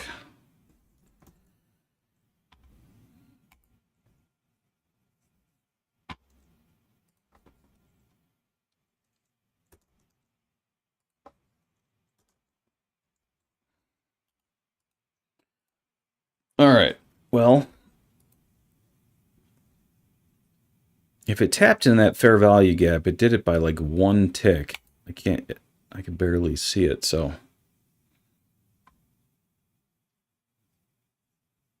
Yeah, on Quantower, it looks like it did. So, I mean, this still should be a long here. I'm going to go ahead and give it another try, even though I just gave the market 20 points. So I'm long from 769.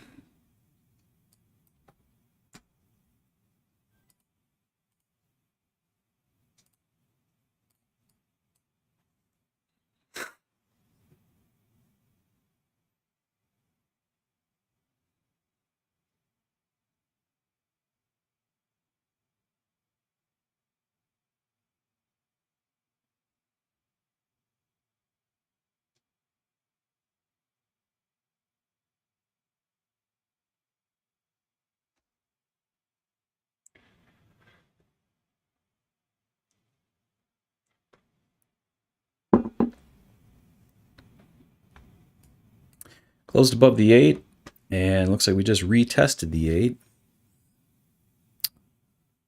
which is right where my entry is.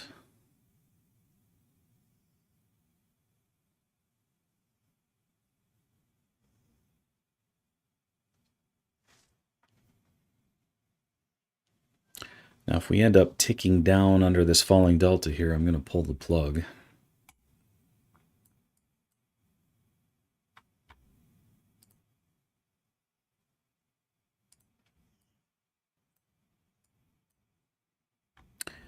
So hopefully we don't do that.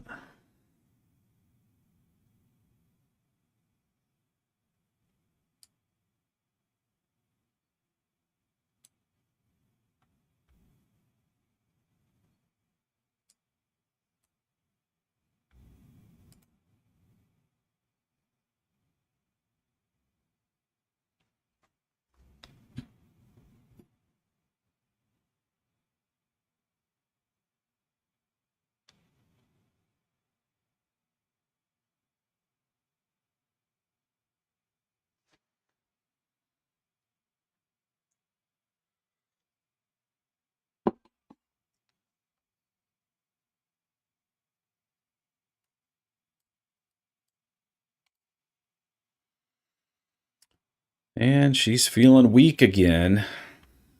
Maybe she wasn't done with that fair value gap.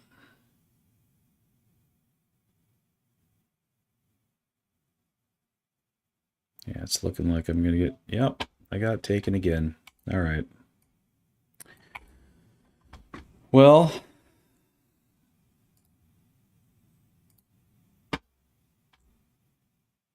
let's see here.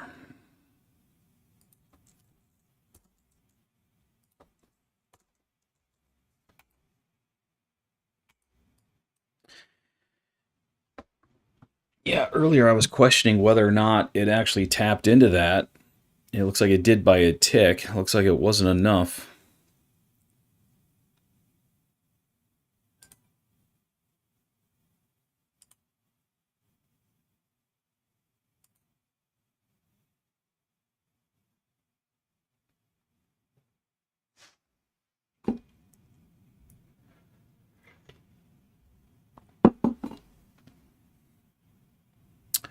Well, that kind of hurts. I was doing all right, and then I got 3 losers in a row, which is never fun.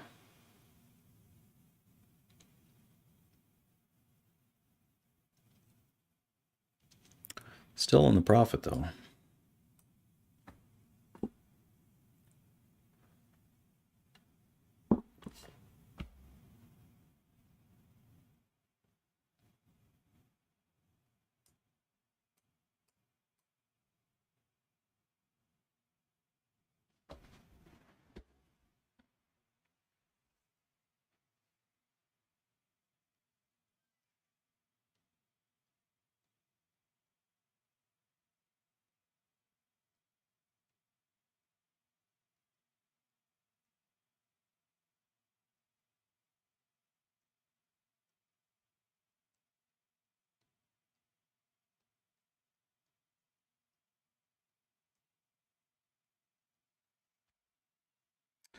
Still chopping on the 15.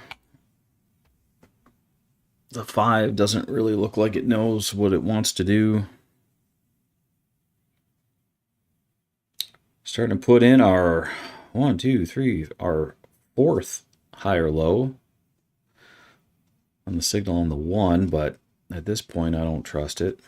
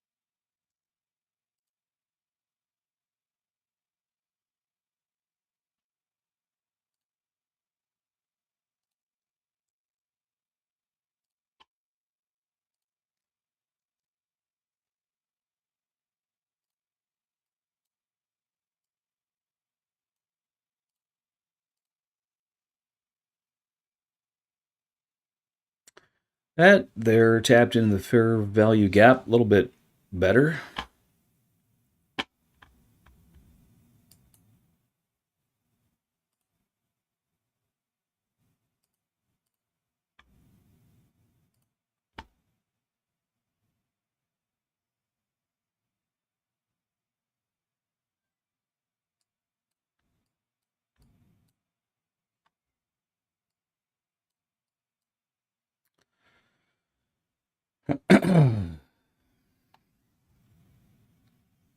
After all that, though, again, I'm not sure if I can really trust this one.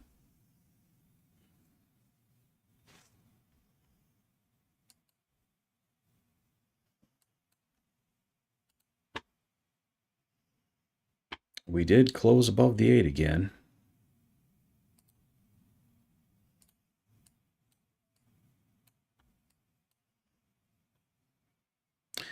I'm going to try once more on the 8 if I can get it.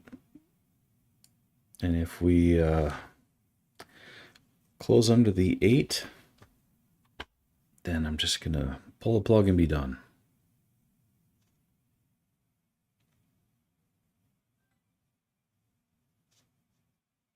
Delta is positive again, so I feel like the bulls still have the upper hand here.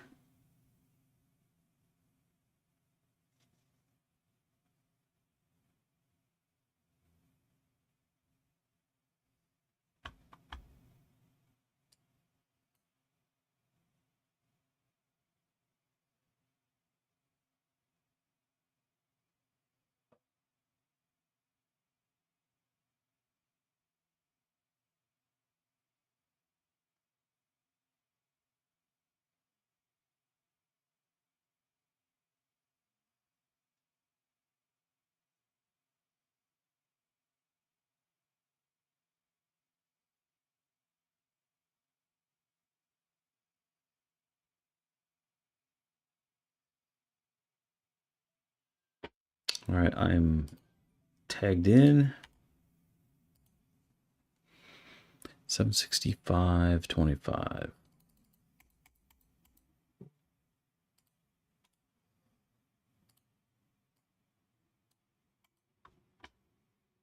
And it's not looking great.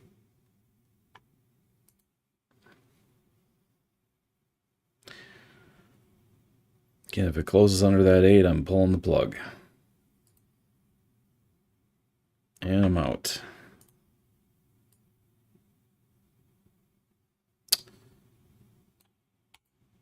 Looks like I lost 6 3/4 on that one.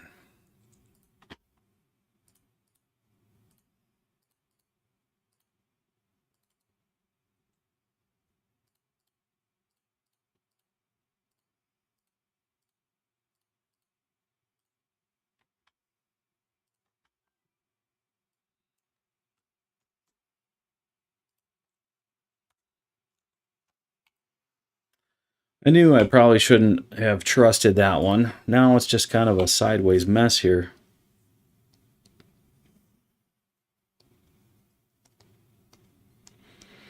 Still, if you need to try my strategy one day, take a trade when the delta crosses the confirmation line. I do need to backtest that more, but I do know that when you're ranging, that's not necessarily a great strategy. If you're trending, that can be a really good strategy if you have nice big swings. But I think you're going to run into some problems if you start ranging tightly. Anyway, Stealth, looks like you have to go. So yeah, have a good day. Hopefully we see you tomorrow.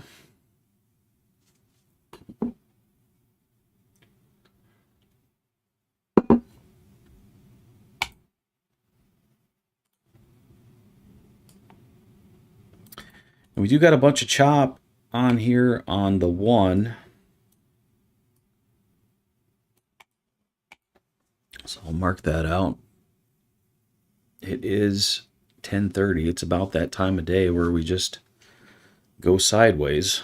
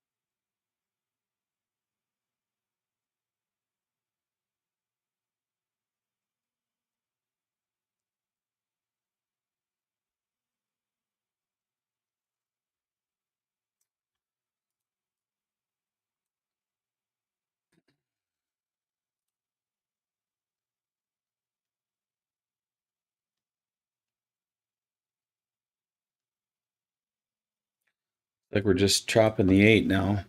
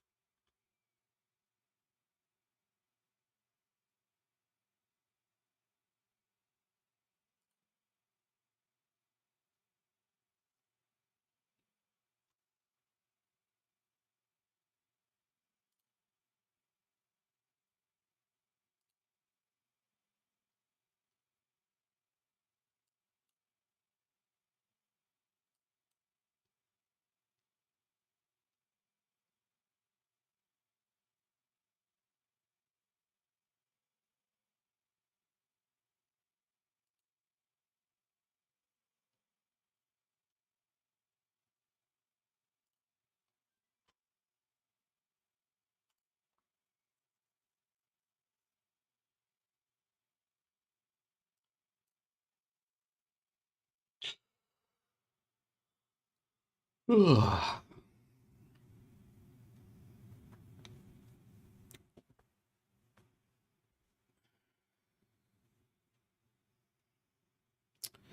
Now the question is, how long is it going to chop like this for? We had some really good swings here earlier. And usually when it starts doing this, I'll end the stream and then it gets good again. So I'm trying to give it a second chance here.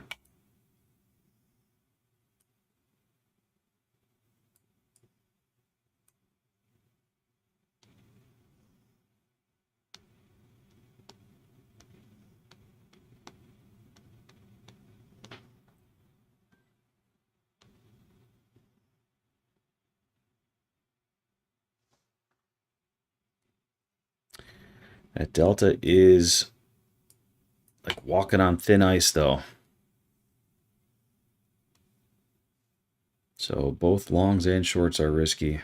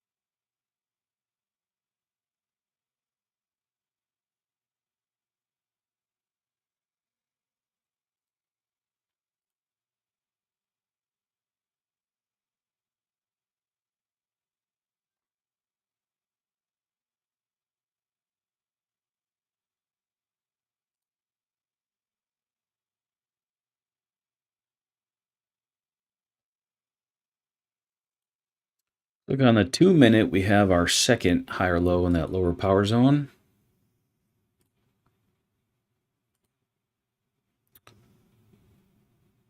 On the 3-minute, we haven't yet reached that lower power zone. Looks like it's working at it.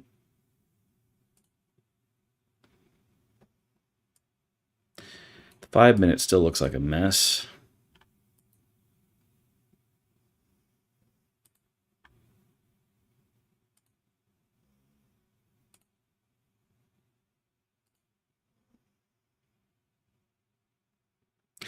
Here's the 15-second chart. I normally do not trade the 15-second, but that might be kind of fun. Looks like this would have been maybe a little easier to trade.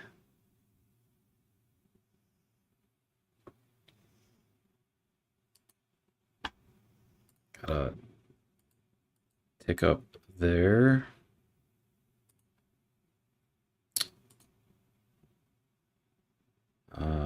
No, not this one. Do have the delta above the confirmation line, so yeah, I guess you could have taken that one. You could have taken this one too. If you just take it to the next tick down, that could potentially be profitable. We do have a rising delta here on the 15. So it does look like the longs are where it should be at. It's just taking forever to round up here.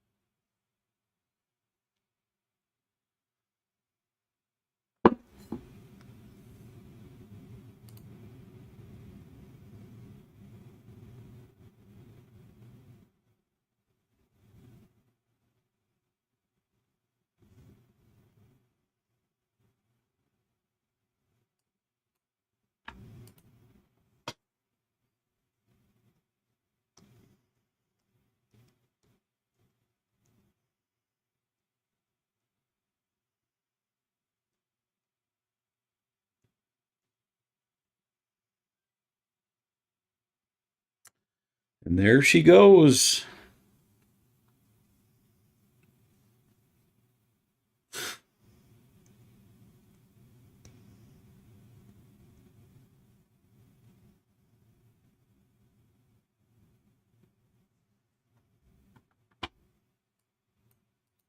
Looks like I was just too early on those.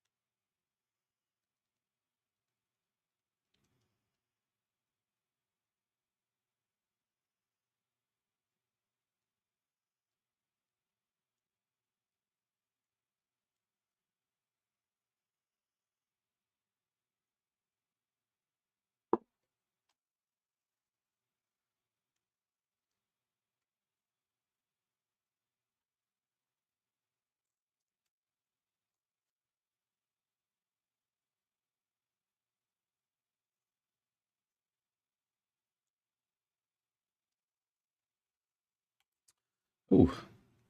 Looks like we just touched VWAP and ticked down from the red zone with a weak delta. That could be a short there. I was not ready for it. I wasn't expecting that right there.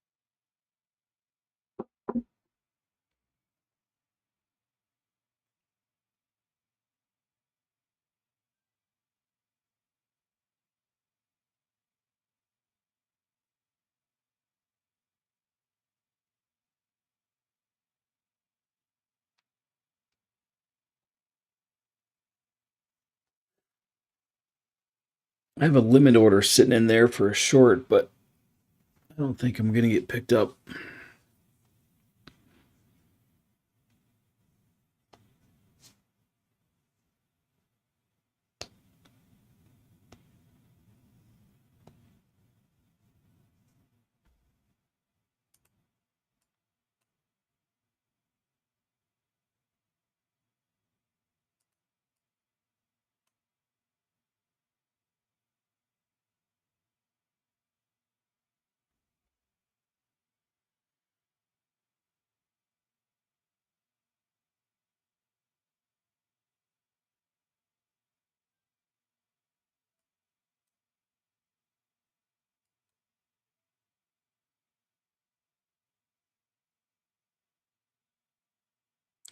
I canceled my order, by the way. If we get a tick up here on this rising delta, that's more of a long situation. But man, the delta's so spotty. It's not, I don't know, nothing really looks good right now. We did get that tick up there. But again, the delta, it's just so weak.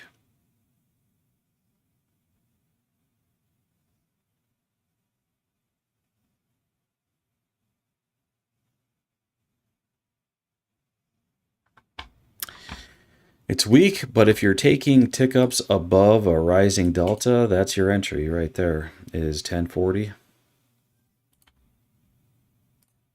Right here. Looks like it would have worked. Yeah, would have worked great. Shoot.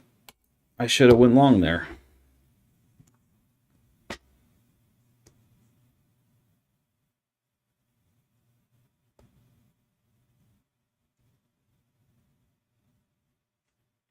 Delta was rising, but you see how weak it was? I did not like that. We still got our flat, thin, spotty, choppy delta right there. I didn't really want to have much to do with that.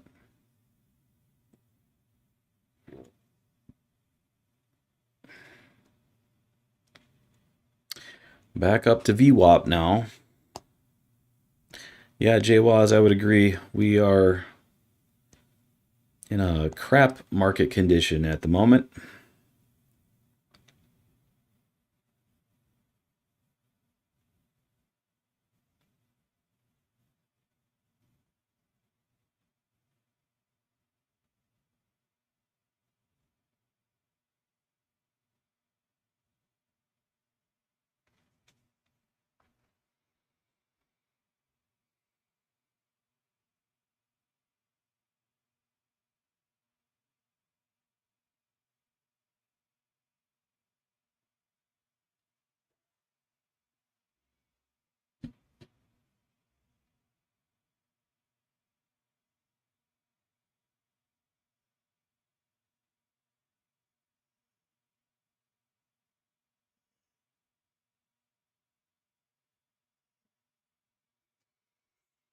Well, as it turns out, the long side was where it was at.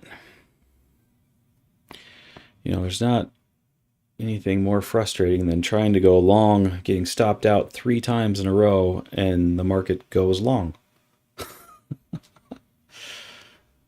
That's frustrating.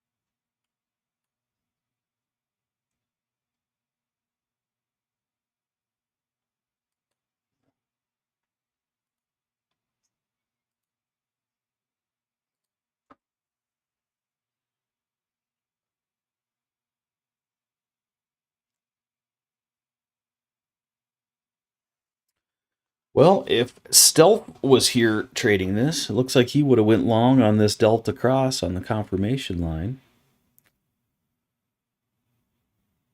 which would have been at 1043.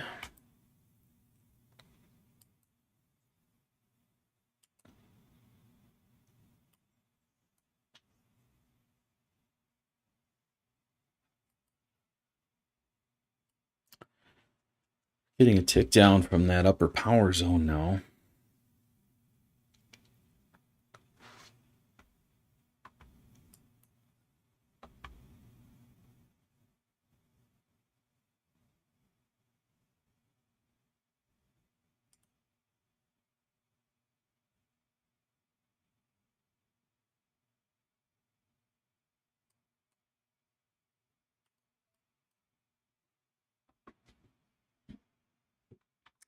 We do have a fair value gap sitting in here, which might be a good long entry at the top of that.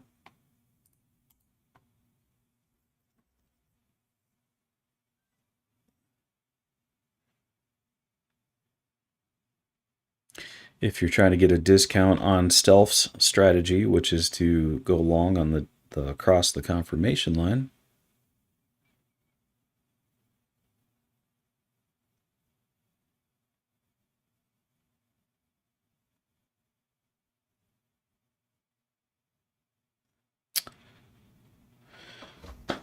That higher low tick up above the delta was the first tick up that was in line with the 5-minute. That's interesting.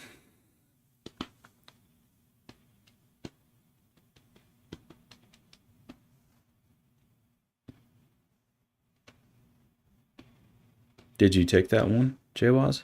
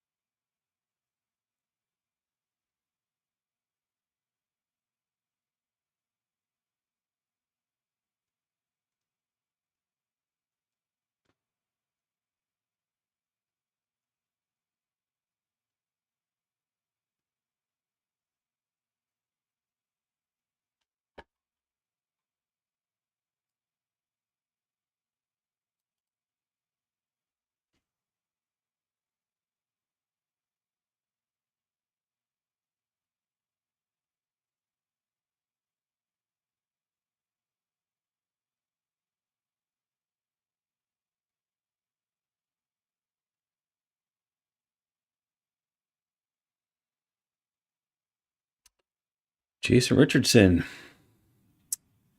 Nice to see you. Well, the market was pretty good.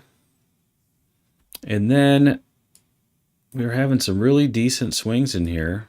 I was up about 74 points. And then I had 4 losers in a row right in this little consolidation, which totally screwed up my morning. So it was good, and then it turned into crap.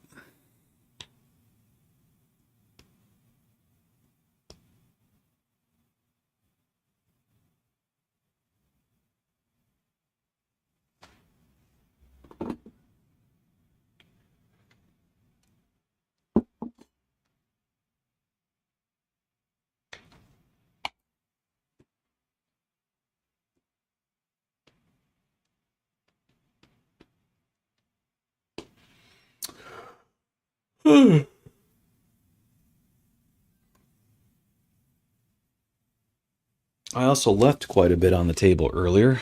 I missed a lot of these really good moves, such as this higher low from the lower power zone. Beautiful move up. Lower high from the upper. Beautiful move down. So I left a lot on the table,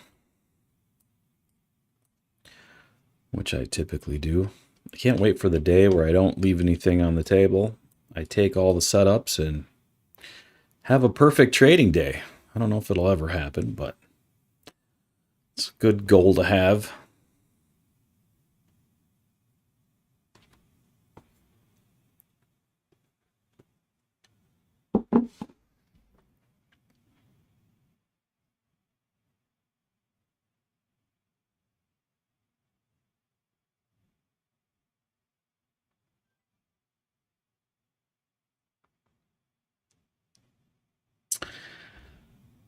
Yeah, good question, Jason. There's kind of a lot going on this week.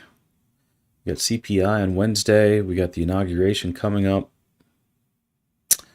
Not sure how California craziness is affecting things, but I don't know.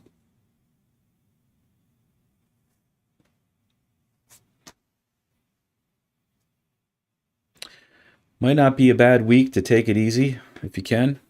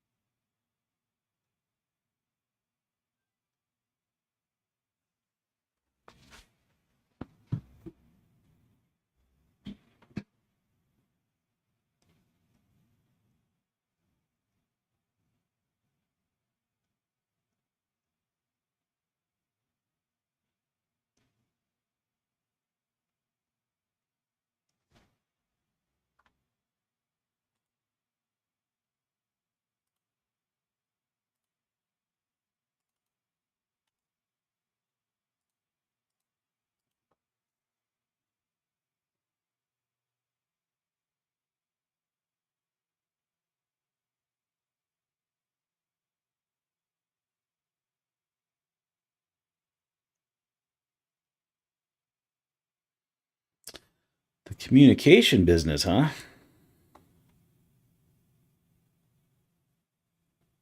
Well, good luck with those issues.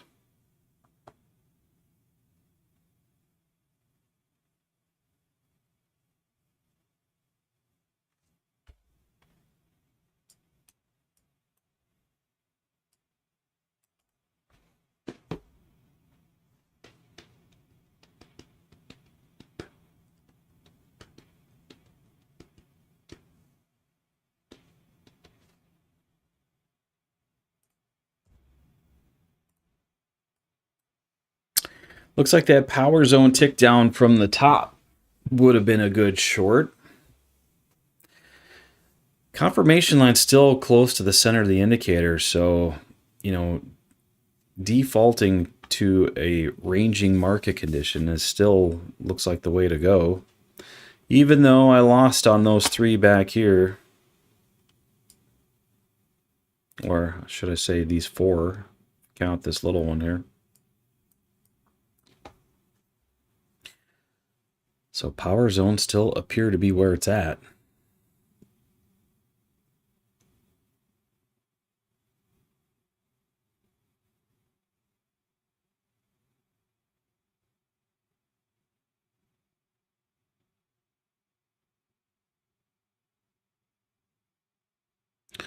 We got two Texans in the house, huh?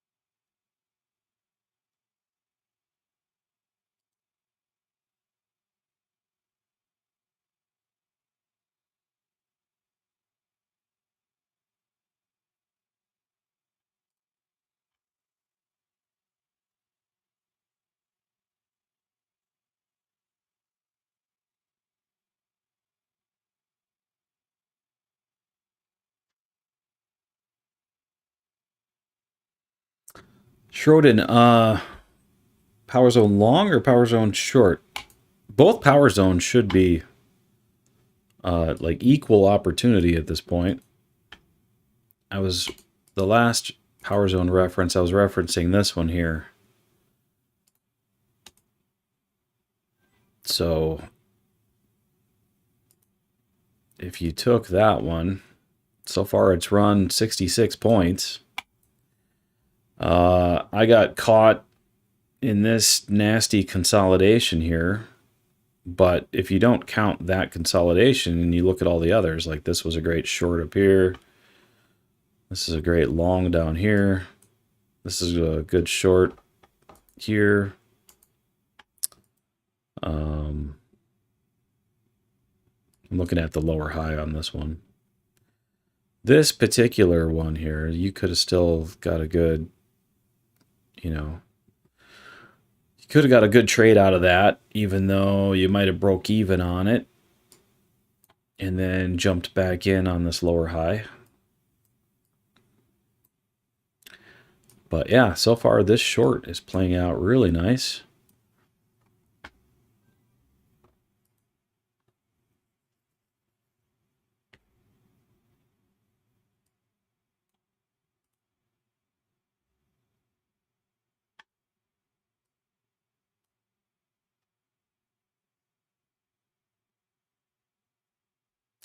After losing 4 times in a row, it's easy to get kind of gun shy and not want to take anything. It's kind of where I'm sitting right now.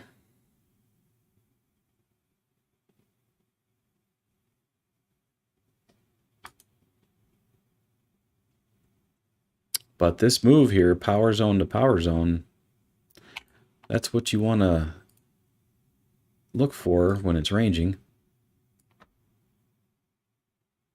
If you target that order block, it could be 88 points.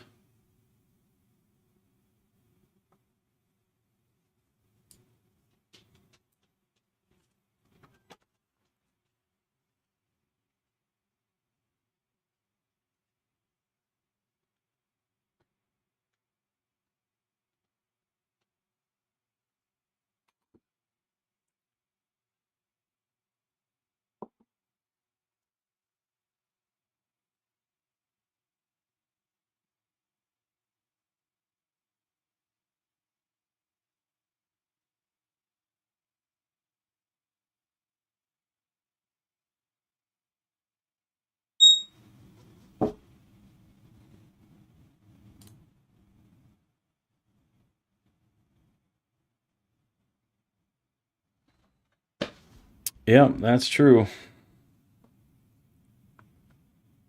Better to be gun shy than forcing trades. It just sucks when you see these beautiful ones come right after. You know, I wouldn't say that's really forcing it. It's a valid setup. Forcing it, in my mind, is more of like taking trades that don't align with your rules. You know? But hey, if it meets your rules, I wouldn't say that's forcing it.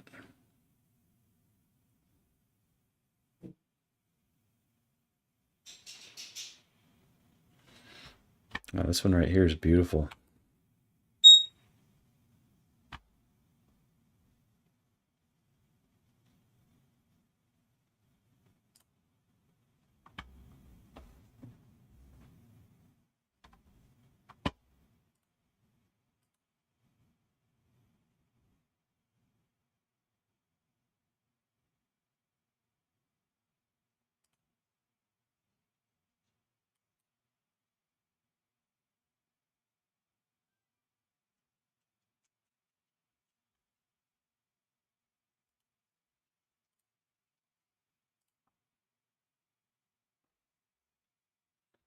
And we just hit the order block. So I hope some of you guys got that move, because that was really nice.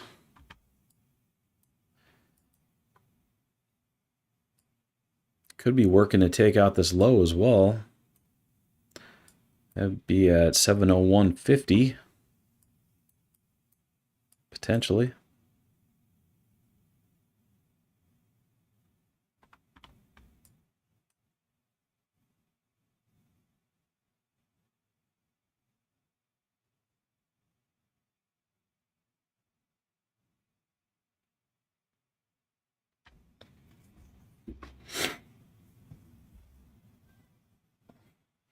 It does appear to be more down than up, though, doesn't it? Market feels heavier. If you look at the confirmation line, which kind of smooths out the delta, it is pointed down overall. So you still might be better off just looking for shorts if you wanted to choose one side or the other.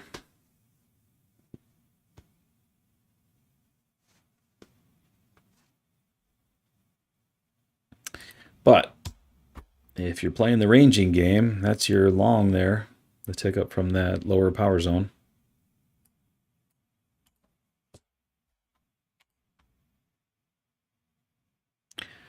Again, I'm still a little gun shy, so I'm going to wait.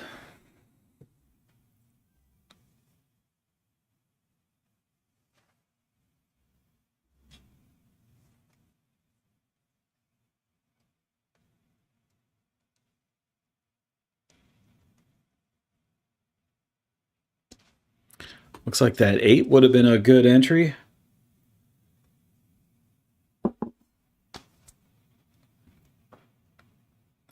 Thanks, Jason. You have a good day, too. We'll see you later.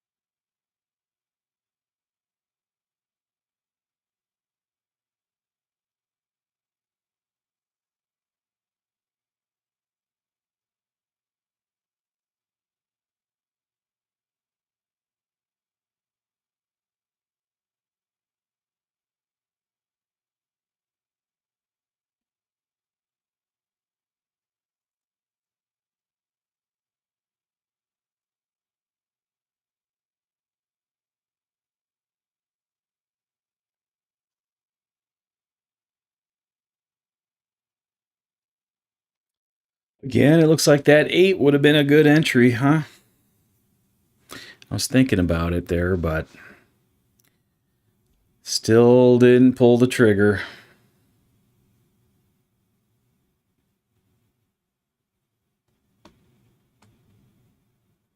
Now we're putting in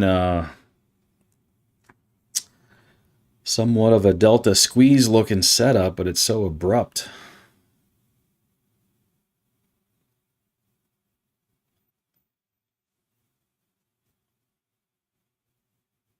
Still wouldn't really call it a squeeze, but it's very similar.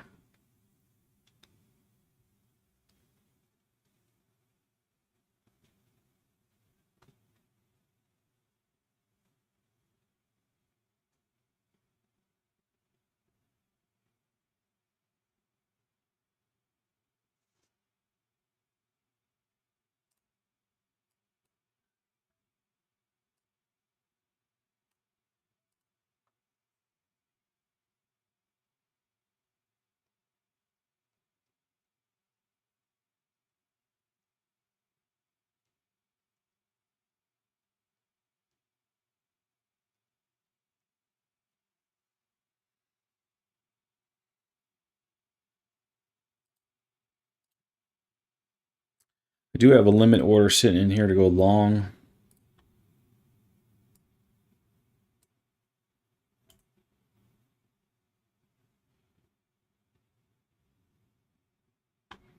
We got a rising delta. It is positive now. We do have a tick up above a rising delta, but it was a huge candle, and I don't like buying the big candles. Let's see how big that candle was. Looks like it was 41 points. Our ATR is still sitting at a 73, still pretty high.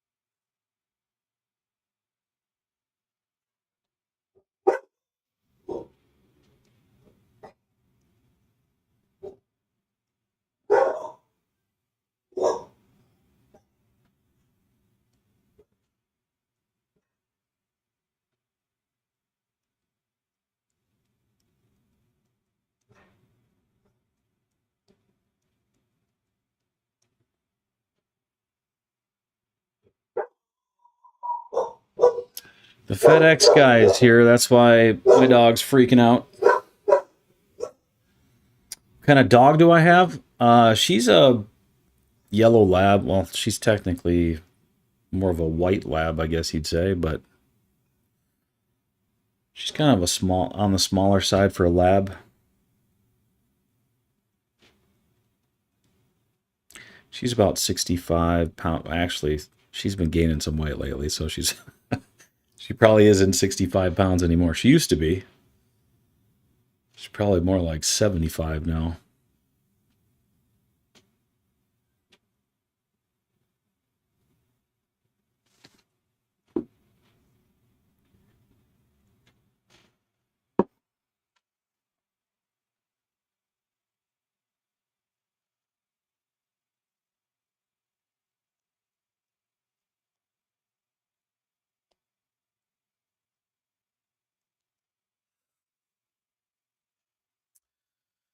Well, you know, after that little consolidation here that kind of threw off my entire game, we've had a nice swing down and we're getting a nice swing up here.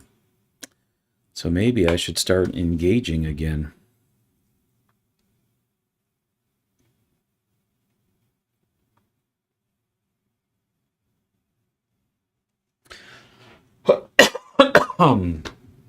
Excuse me.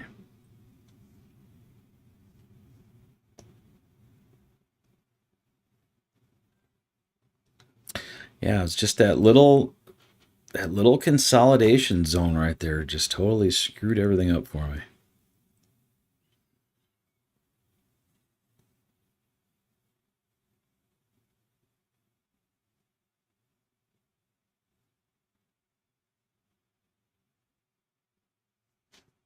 I think it's safe to say that I missed the train on this up move, so I'm going to cancel that limit order. You know, the real entry on that one, see, I tried coming in late after this big candle. I was like at a limit order sitting down here somewhere. But the real entry, well, there's two entries. You got the tick up from the power zone, so it's there. 80 tick stop would have been just fine on that. Second entry would have been here on the 8. Third entry would have been over here on the 8. And usually after it tests the 8 a couple times, it's usually no good after that, but after the 8, it was a really nice move.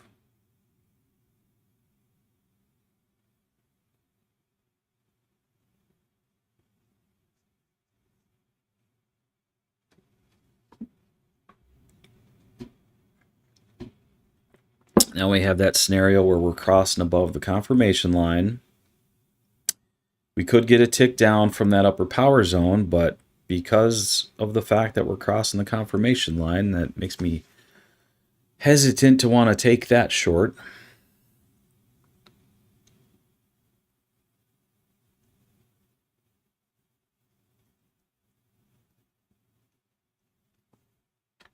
It's kind of why I was hesitant on this last one, but it ended up working.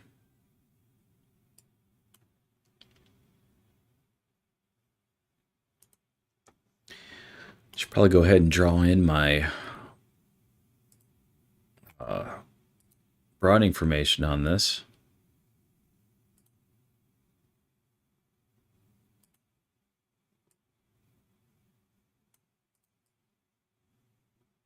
Looks like we didn't quite make it to the bottom.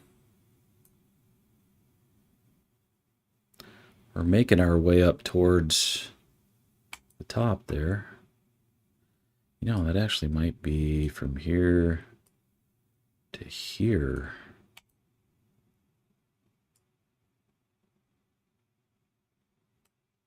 And then this low. No?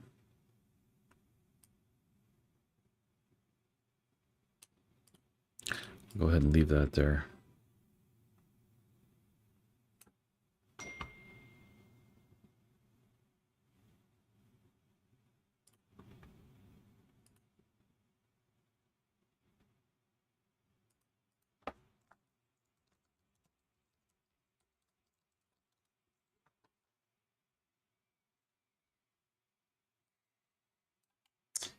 Again, though, that's a beautiful move to the upside. Can't ask for better than that.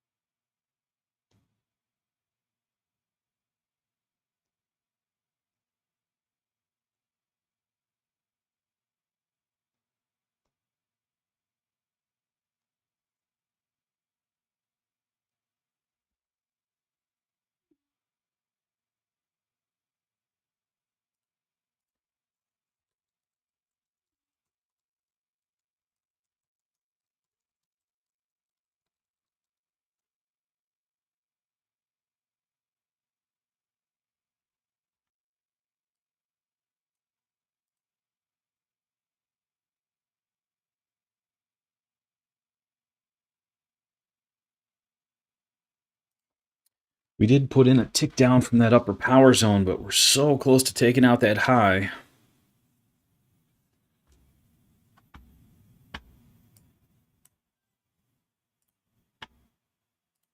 We also have a fair value gap sitting up here that looks like it might want to get hit.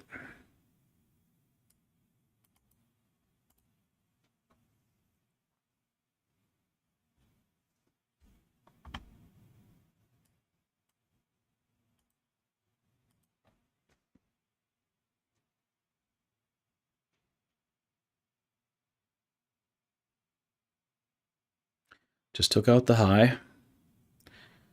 So primary target has been hit.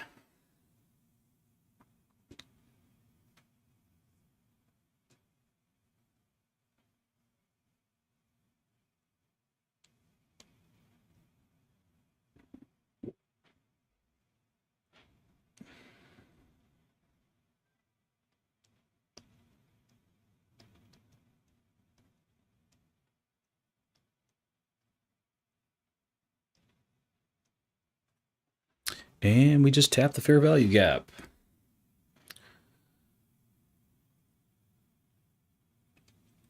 which has confluence with our broad information line.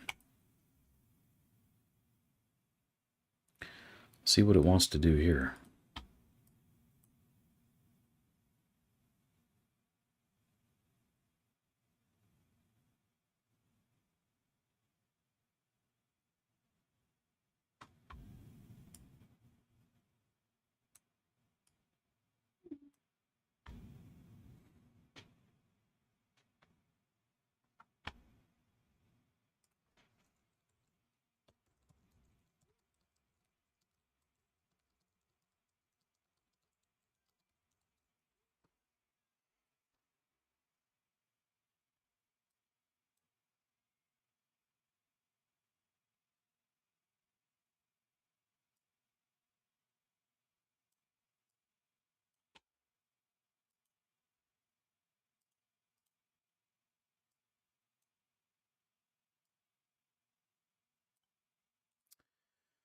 We also have an order block sitting up here at the previous week low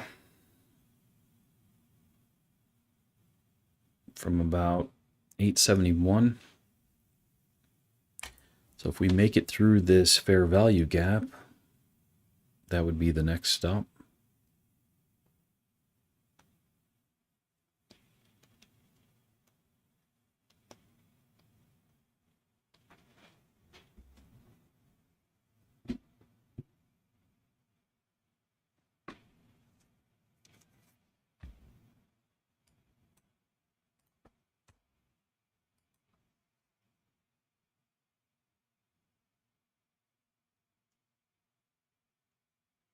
Delta still looks pretty strong.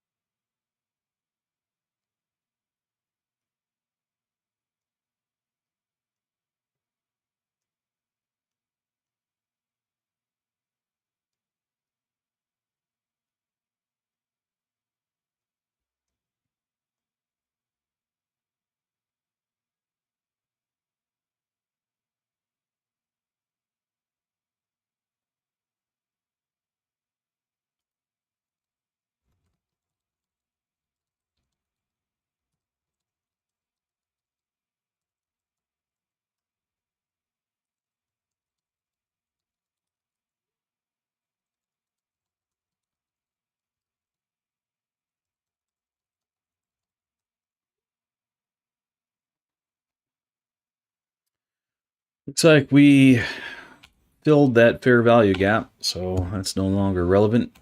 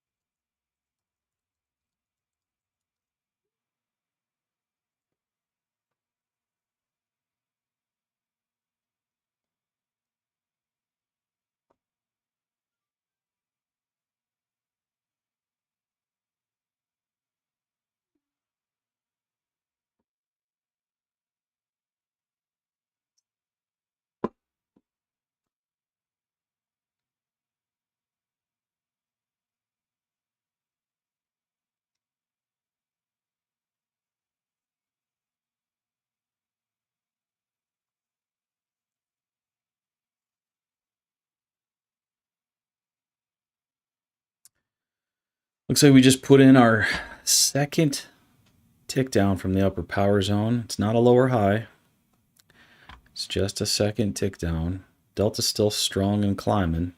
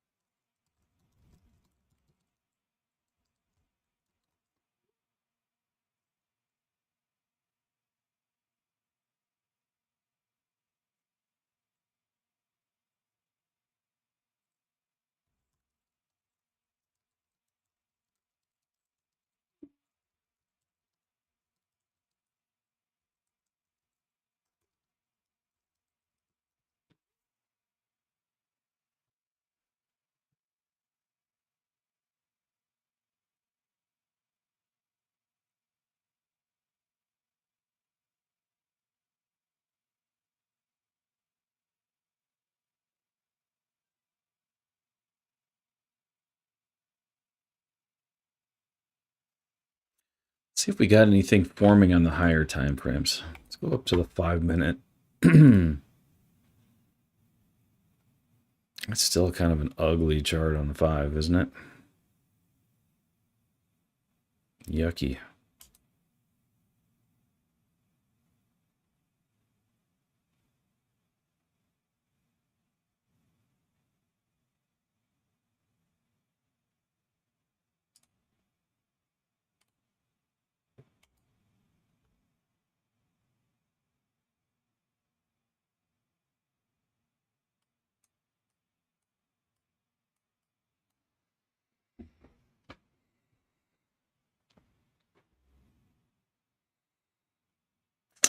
Yeah, JWAS today's kind of tough.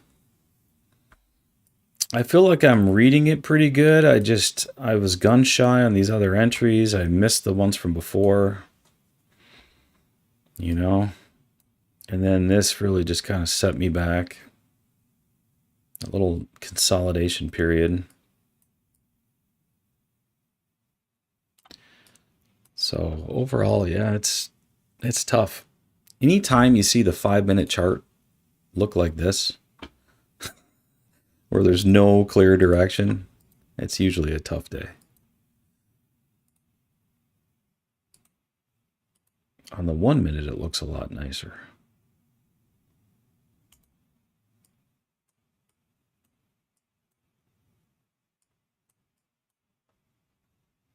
All right, we are getting closer to putting in our first lower high.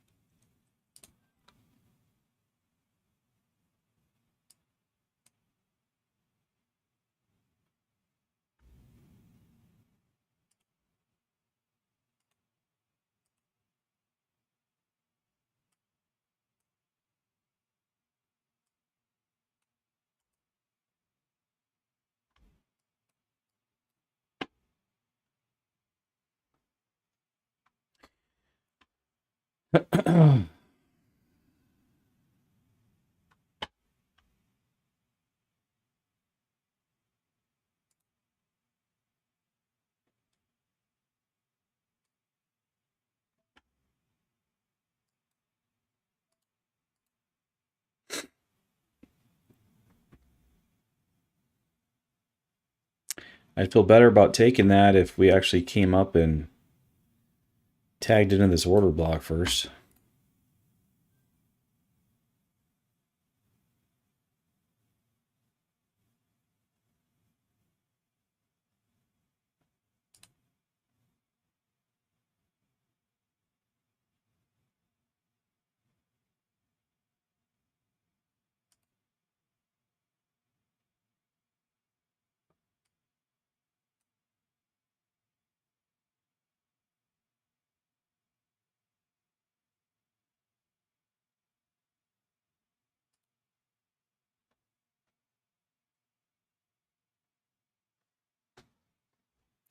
You know, this has, for the most part, been just a straight up move with no pullbacks at all.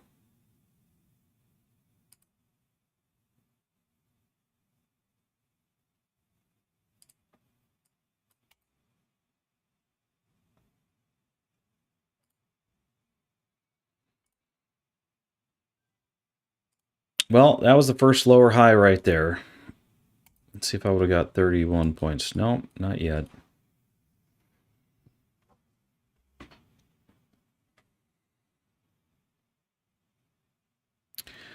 However, if I took that, I could be sitting at break even right now. I mean, having my stop at break even, just in case it wants to run up and tag that order block. But again, I'm gun shy on it. The delta is negative now. It's negative, but we still have this very aggressive slope. So, yeah, I would have got stopped out at break even if I took that.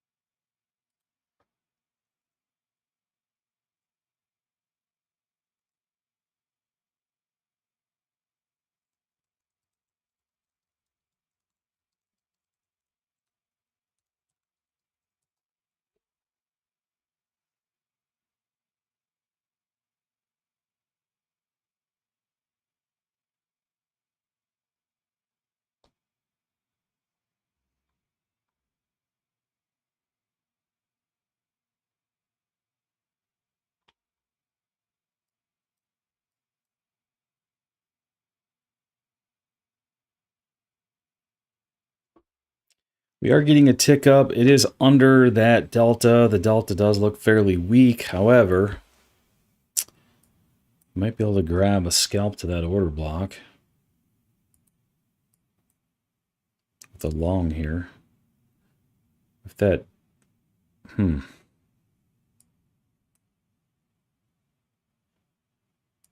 I don't know. Anytime I try to take a trade like that, it usually backfires on me, so I'm going to stay out.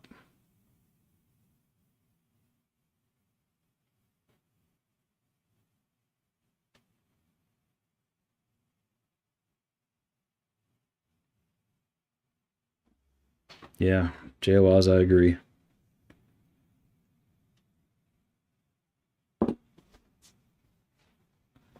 Yeah, the 5-minute is rising nicely.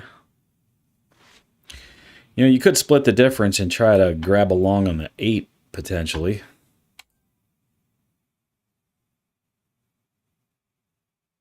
You know what? I think I'm going to do just that and just lowers your risk a little bit. There we go. I just got tagged in.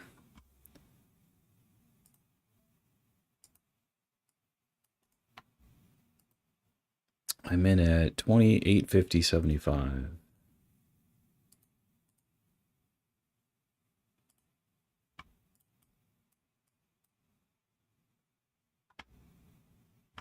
Now that we tested the 8, I can move my stop to break even.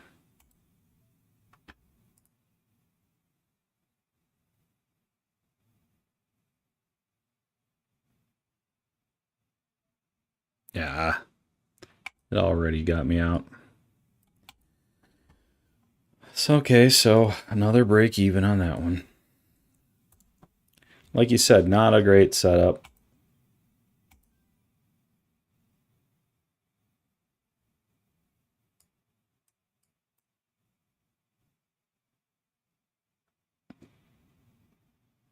It just had to come down and test that 8 a second time.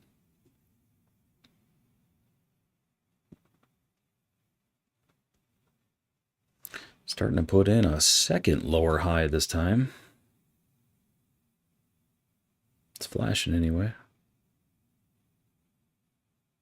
Not official.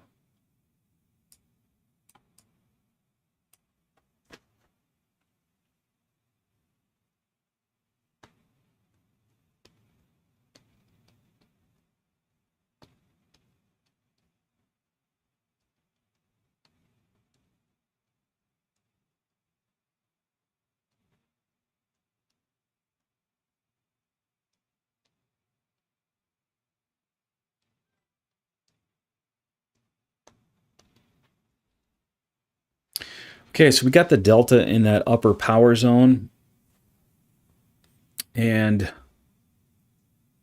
if I don't want to make the same mistakes I made last Friday, then if we end up printing a higher low in the red zone, I should still try to take that long.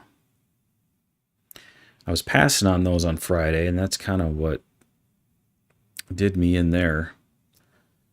I kept trying to short after that point instead of just taking the longs.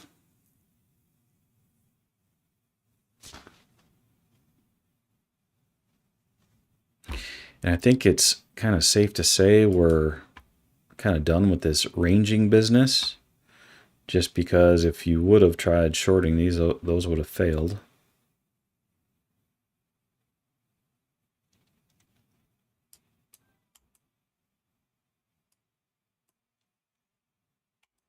So we do have a rising confirmation line now, rising delta. So should be looking for longs as long as that continues, as long as that delta stays in that upper power zone. We did put in a lower high here, and it looks like we're trying to tick up from there, but I don't know. I would feel better if it was down here.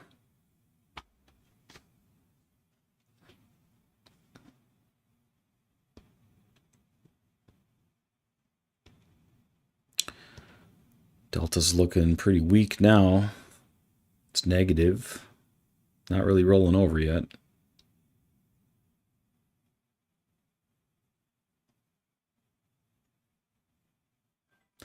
Might just need to test this 20.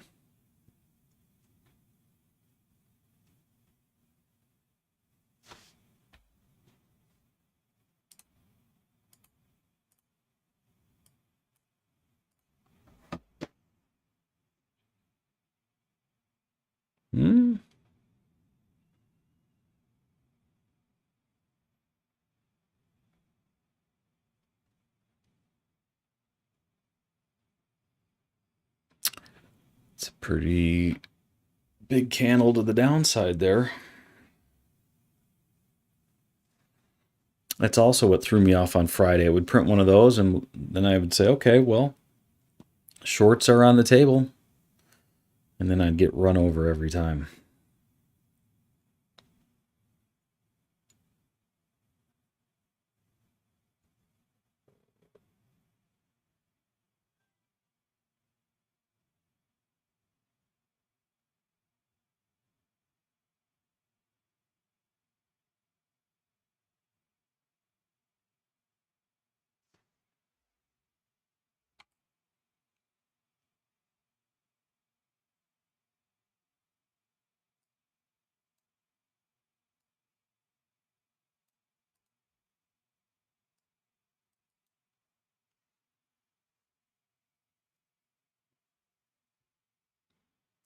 All right, we just took out that swing low. So if we're building a tiny broadening formation, this would be the area it wants to turn.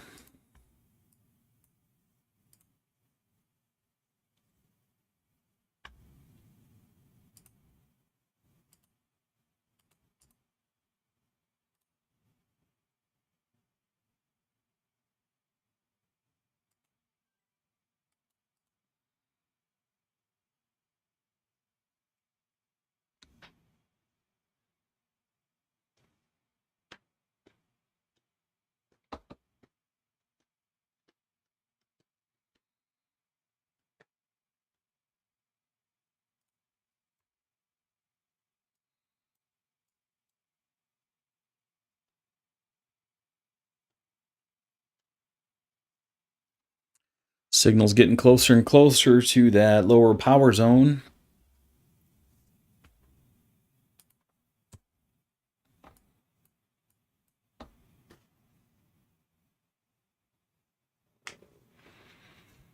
Five minute and 15 minutes still looking fairly bullish.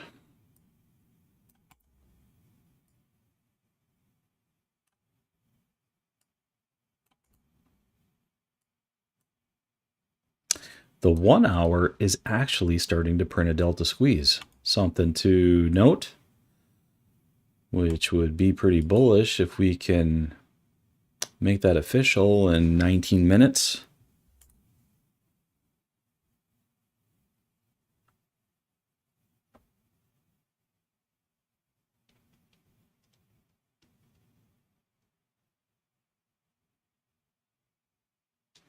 Yeah, JWAZ at second lower high did have some bearish divergence.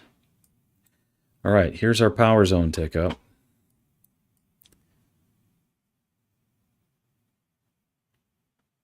Delta is far above that confirmation line. Confirmation line's heading up, so this should be a long. If we can get an official print down there.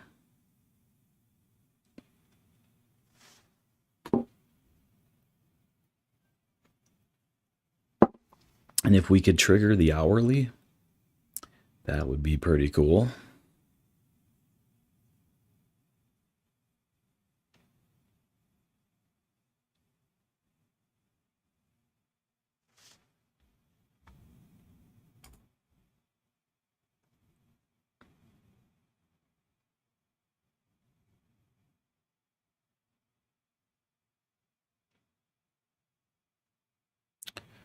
No tick up yet.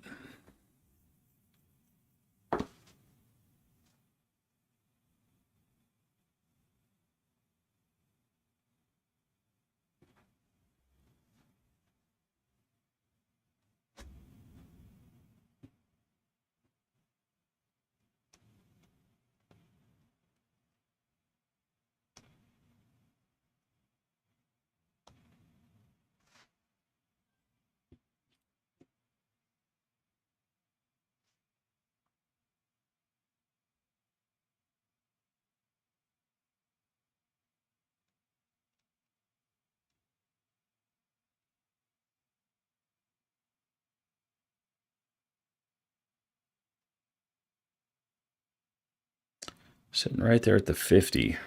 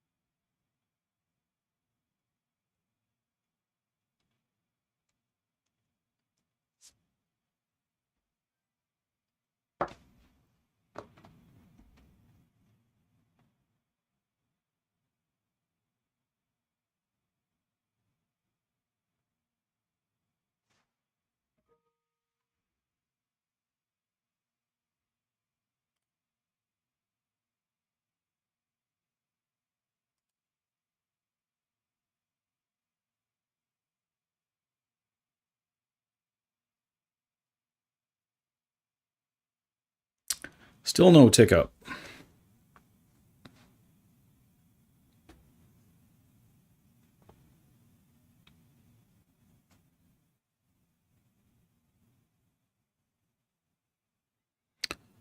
I feel like we're working on it though.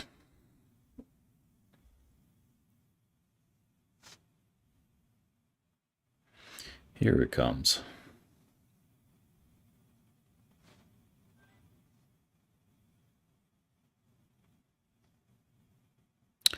Just don't be a giant candle, please.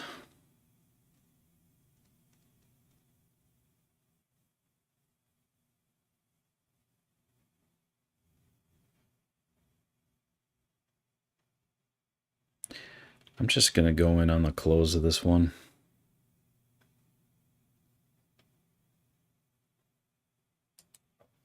All right, I'm long.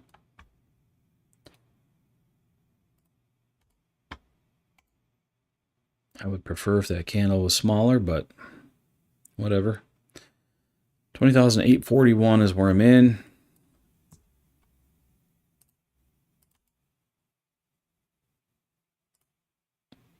Yeah, right back to the 8. See, that would have been a better move right there. That's why I don't like the big candles, because they like to pull back to the 8 first.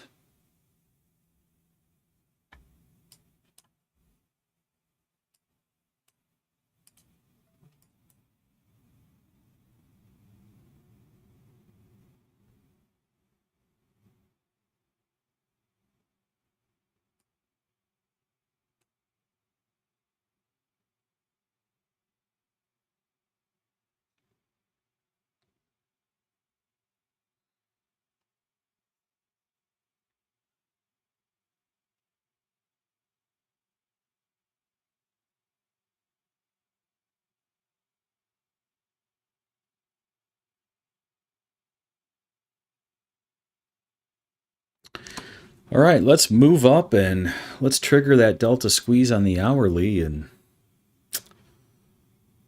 go bullish for the afternoon. That would be nice.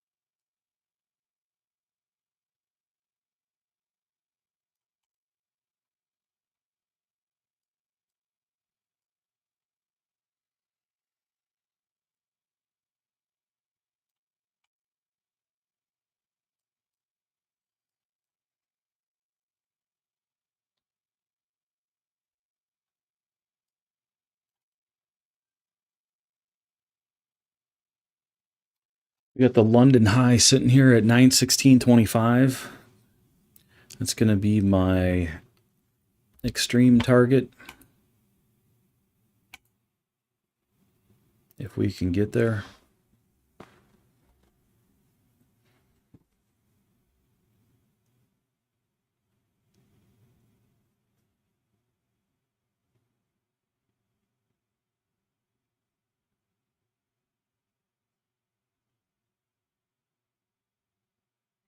There we go.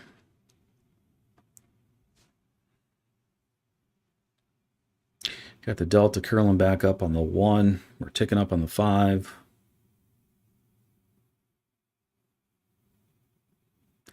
Got about 8 minutes until the delta squeeze on the hourly is confirmed.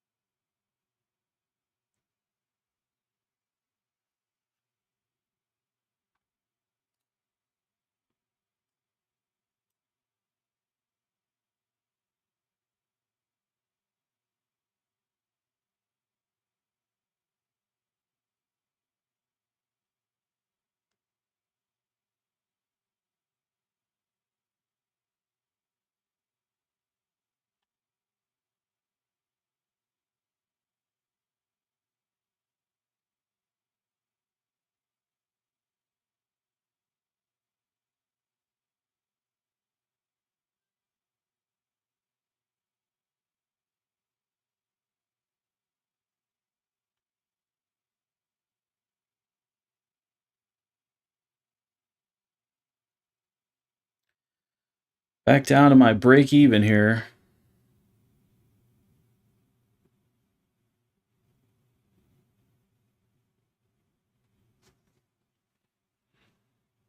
If we I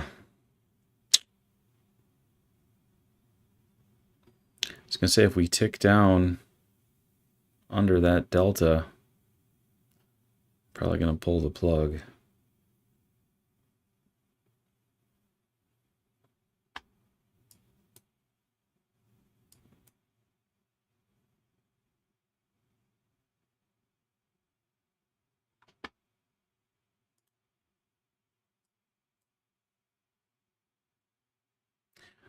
We are still ticking up on the 5, which is positive.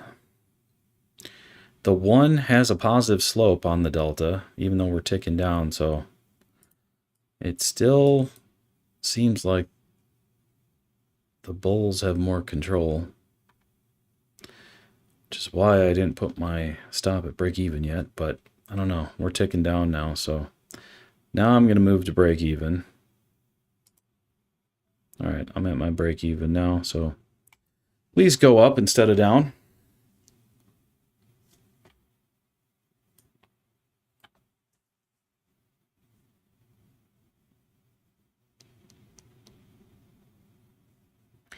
It just had to throw that little wrench in there with that tick down.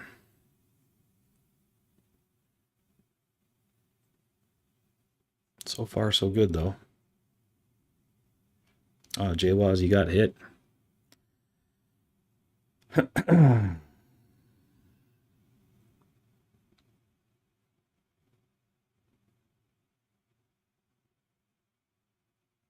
Stairs up, elevator down. Yeah, well, hopefully we get the elevator up here pretty soon.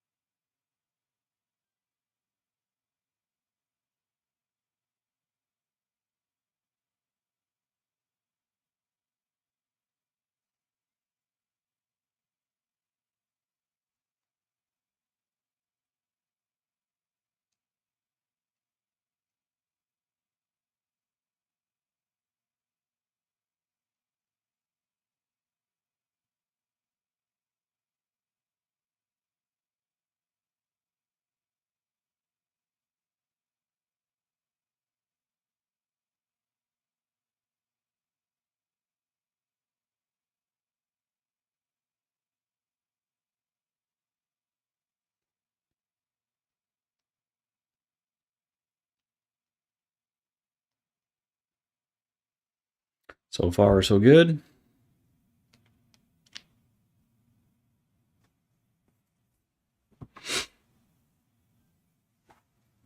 There we go. We just made another new high. Hopefully we can push through that order block, the previous week low.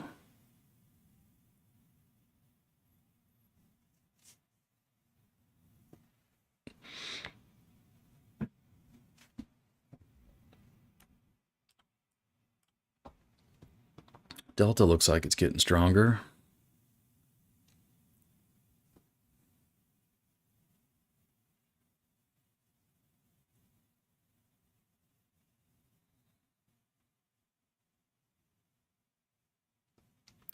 Maybe it's just being a little shy because I'm staring at it. So I'm going to go to the bathroom and let it do its thing. I'll be right back.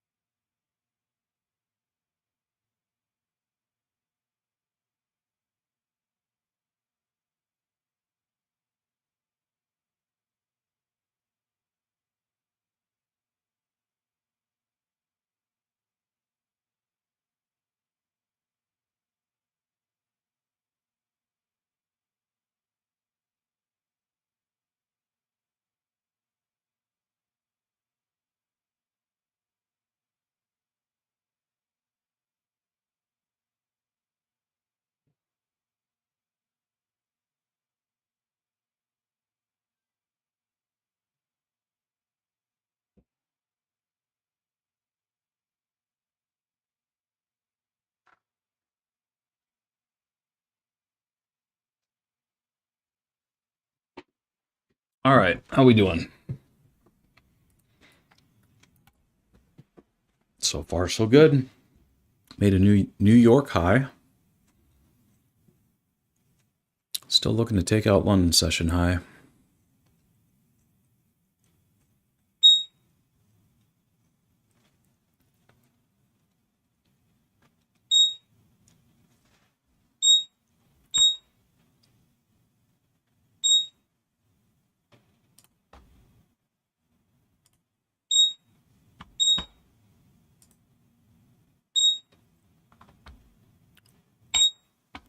Lots of alerts going off.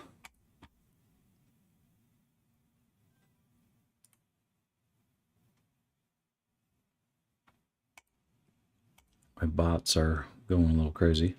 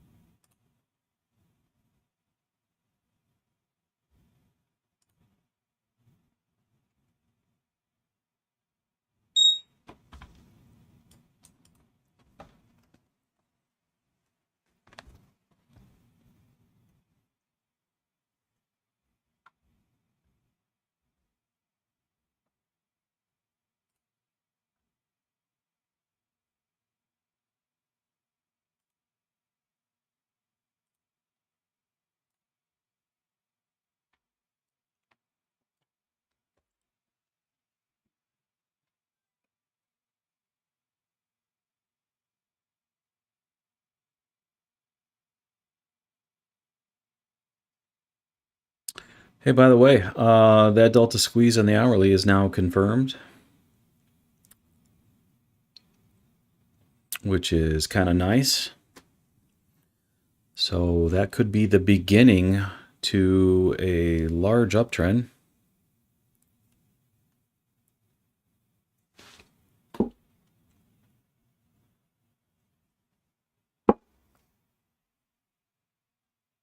You know, since last time we had the opposite of that happen was last Monday and Tuesday. So We'll see what the remainder of the week does.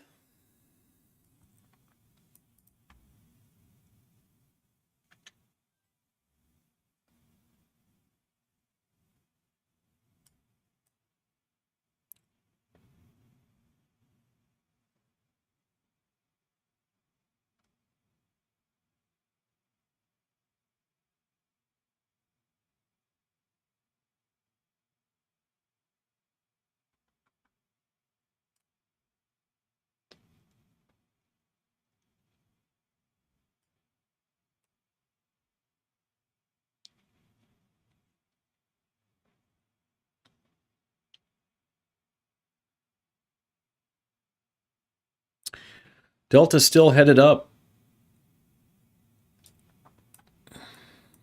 Still looking strong.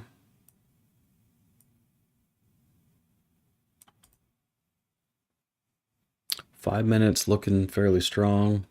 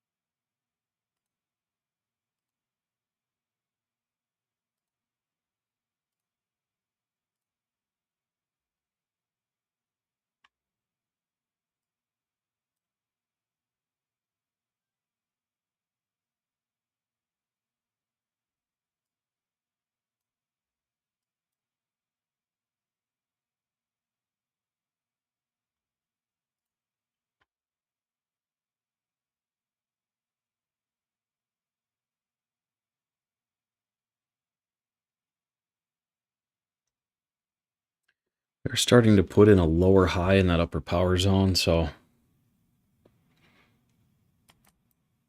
I went ahead and pulled the plug right there. Didn't quite make it to my target, but I still got 45.5 points out of it.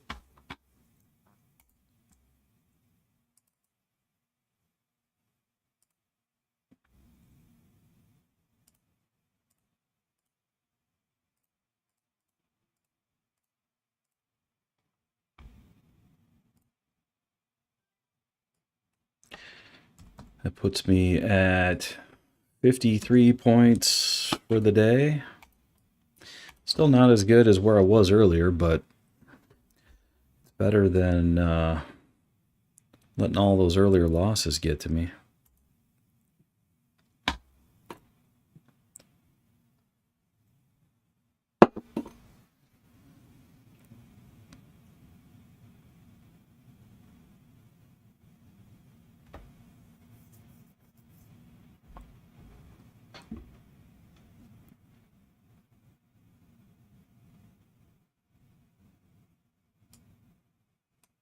Still bullish, though.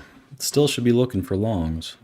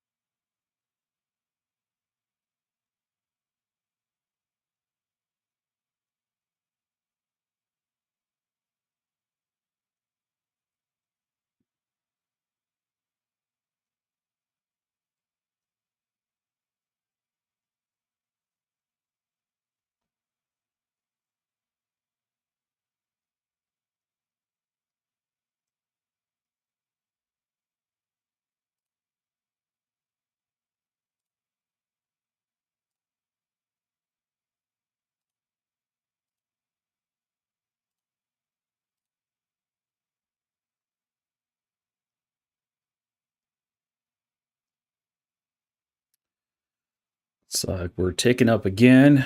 Just going to try to make a second attempt at it there.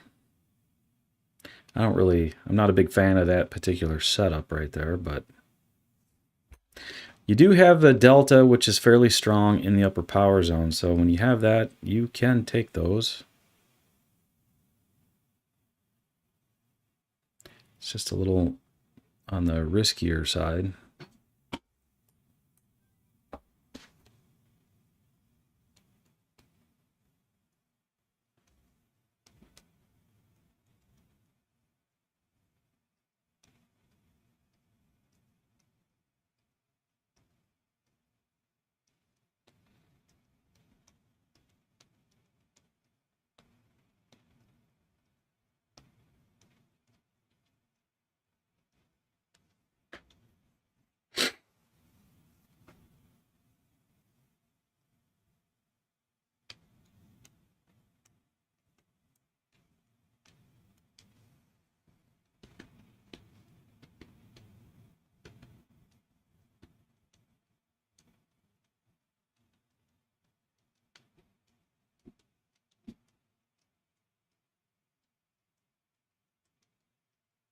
Well, if the delta remains positive and fairly strong in that upper power zone, if we get a higher low on the signal in the red zone, I will consider taking that long.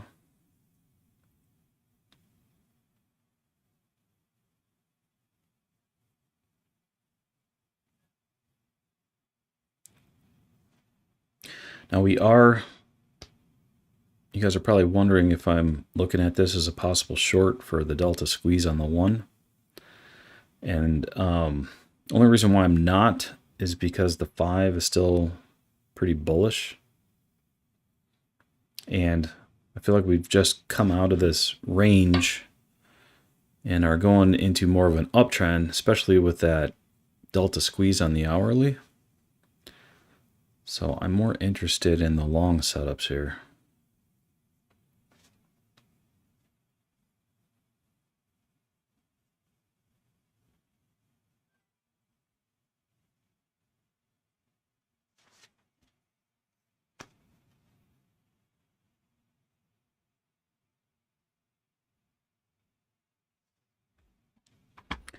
All right, looks like we are putting in a higher low on the signal.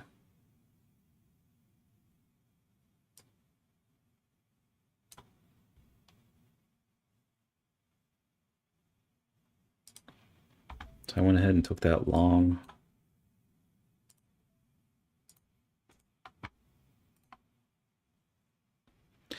And at 896.08 on average, just go ahead and call that 90 or 896.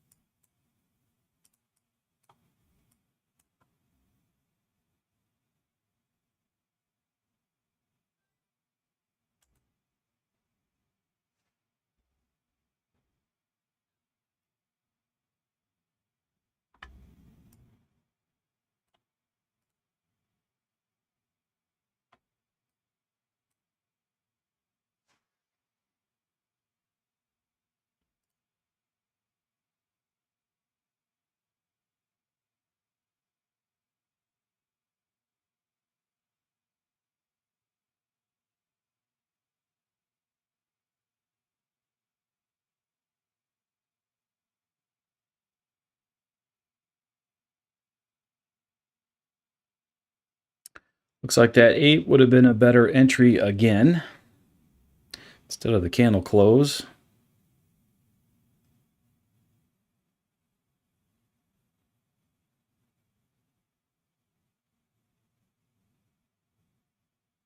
All right, now we're looking like we're kind of falling apart here. Got a spotty delta as well. A little bit of chop in there. Hopefully can pull out of it.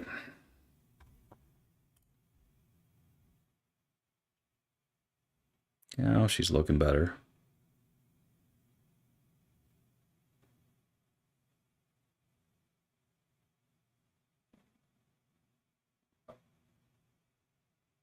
That's better.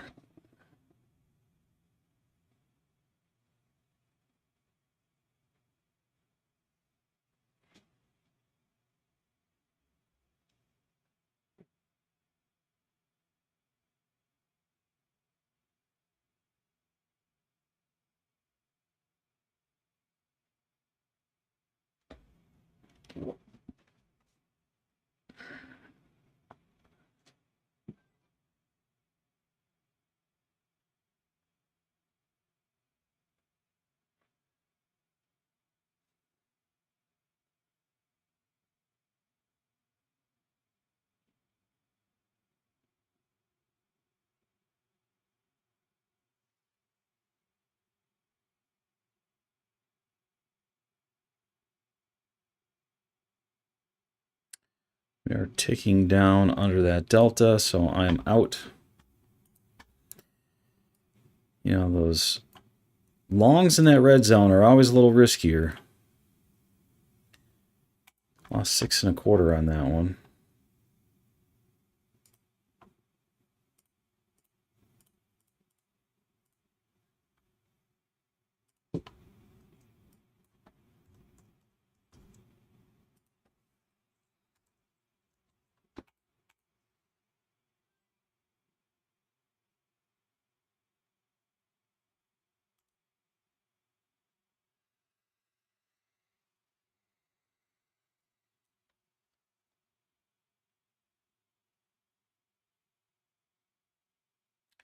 See if it wants to put in another higher low. If it does, I'll jump back in.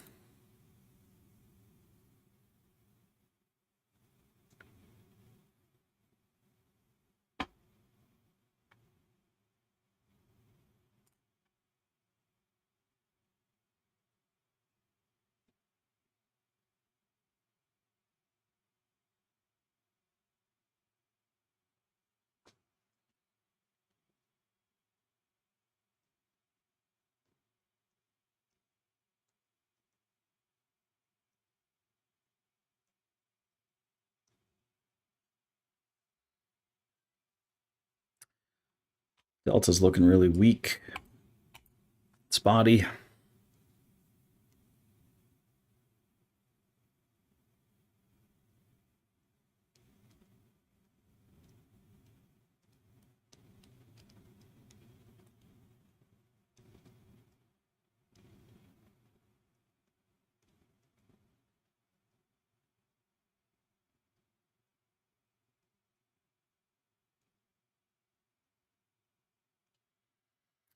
It does look like we are building somewhat of a bull flag, though.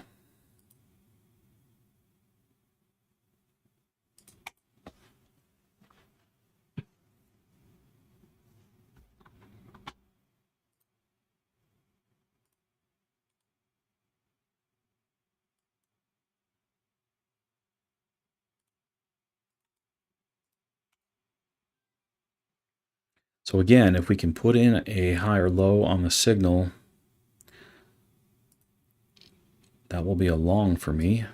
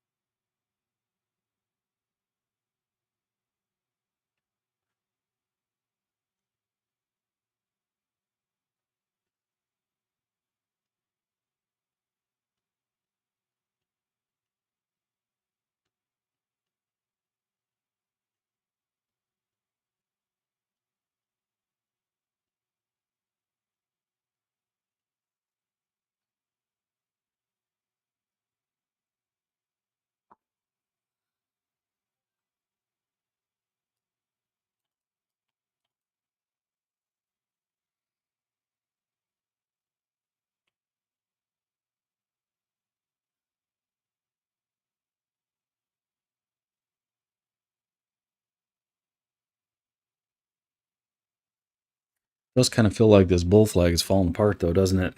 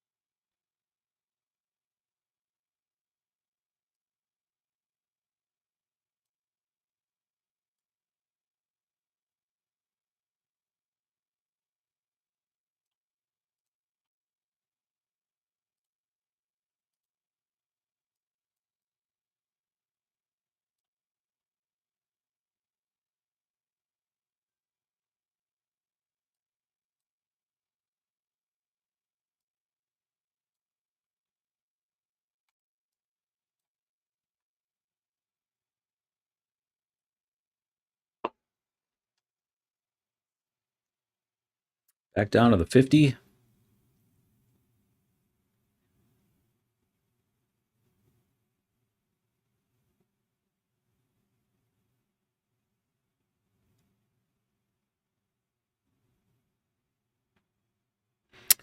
We are flashing a tick up from the lower power zone. However, the delta is about to cross under the confirmation line, so it's always kind of a iffy spot.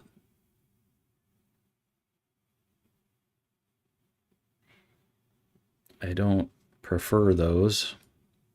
See how on this last one, how the confirmation line was fairly far away from the delta? That setup is much preferred over this setup. This setup is starting to show signs of exhaustion. And, you know, once that crosses, then, you know, I'm going to be looking for a short for the signal to come up here and tick down somewhere.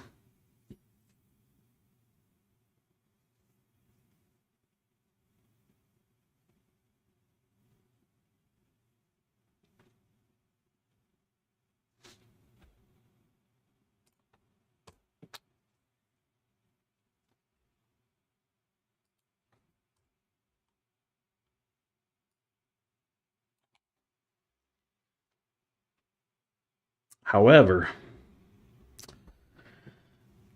I would say it's usually still, I guess, a good idea to take those until it can prove that it's going to go bearish.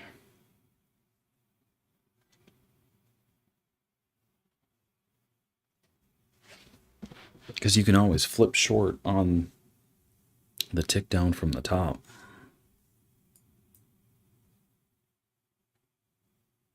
So I think I'm still going to give it a try.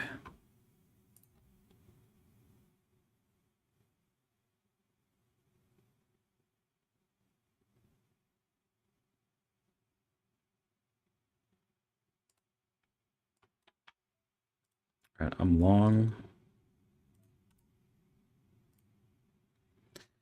from 2865.50.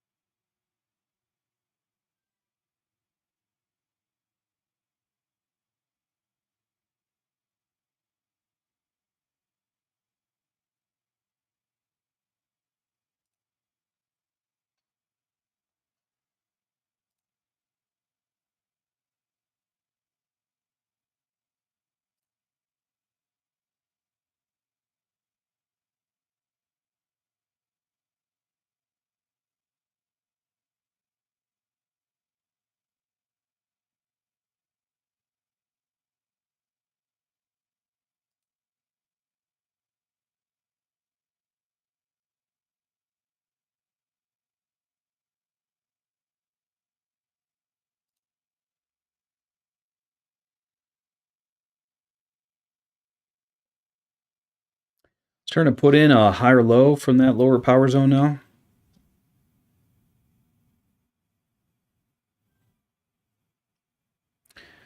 It's not confirmed yet, but it's working at it.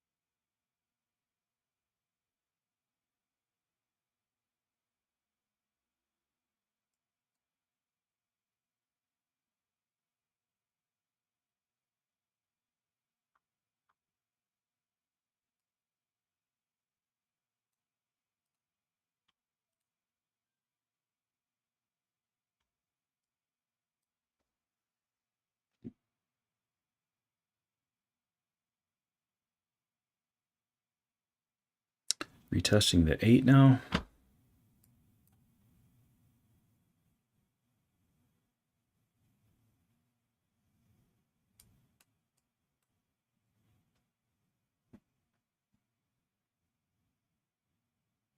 Now that we've tested the 8, I'm going to go ahead and move my stop to break even.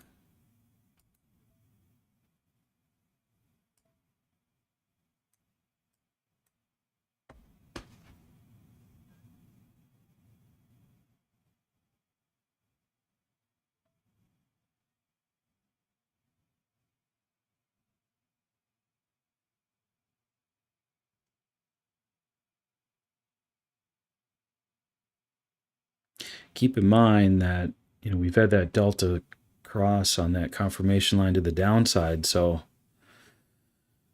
you know, and it's near that upper power zone.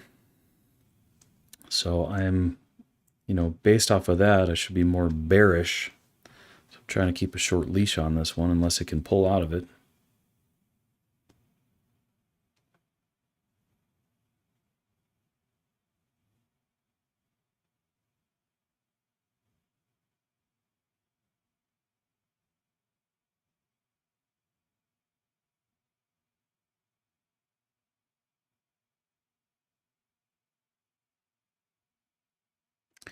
And it's sitting right there at my break even, almost.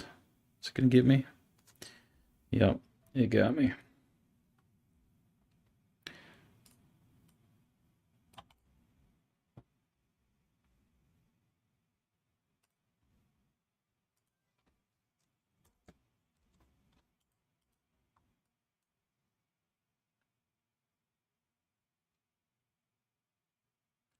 We're flashing a tick down, but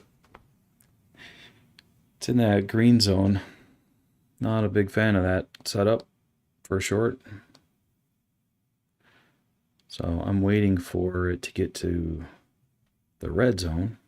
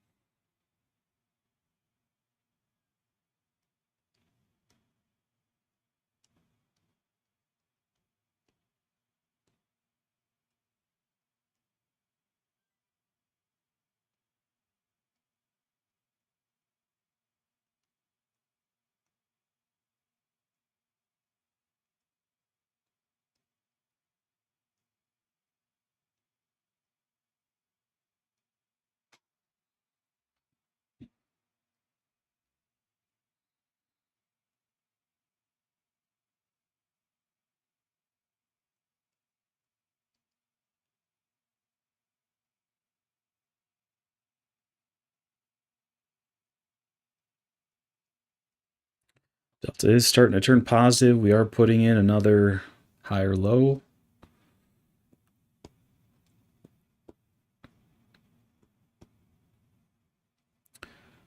So the longs might have a second chance here.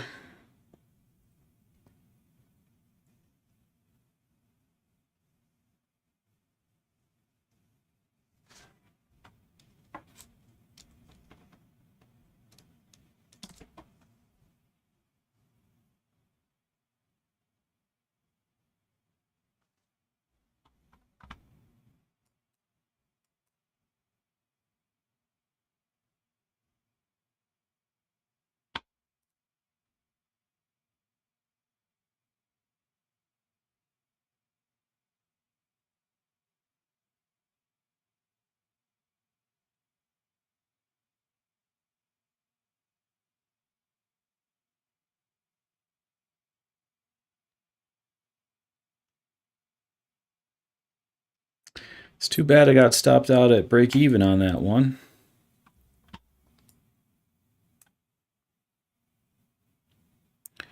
Looks like we're starting to make our way towards that previous target.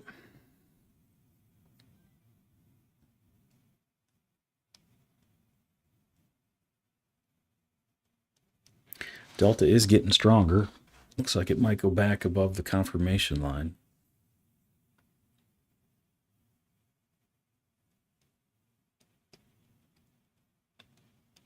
Yep, now she's moving.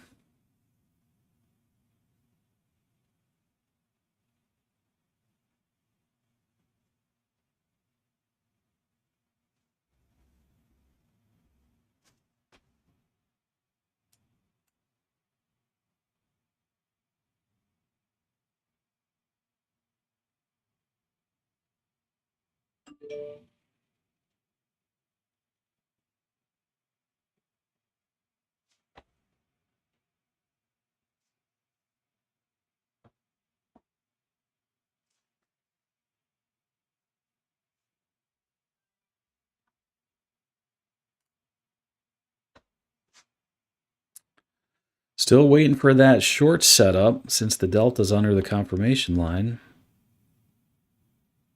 We did take out that high, which looks like it could have been a liquidity sweep there.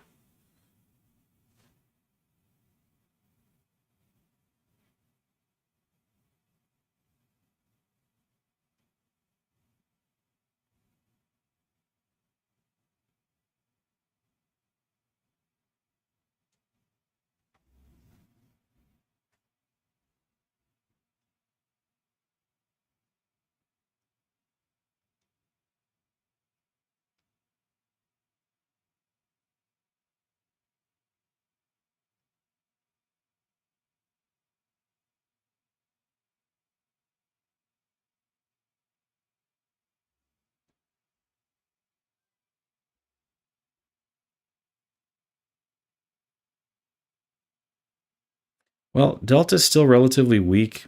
It's still under the confirmation line. We are ticking down.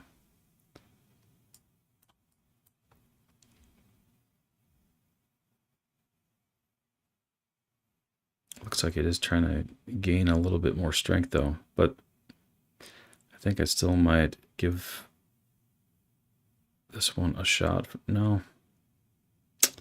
I'm going to hold off for a second.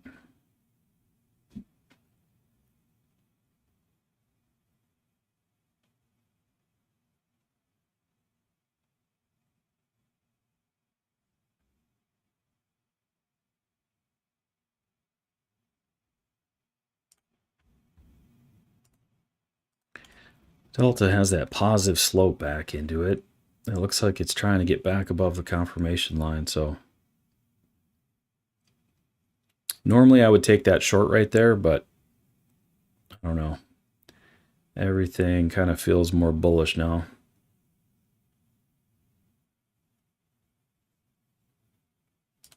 The 5-minute, we're ticked up above a rising delta.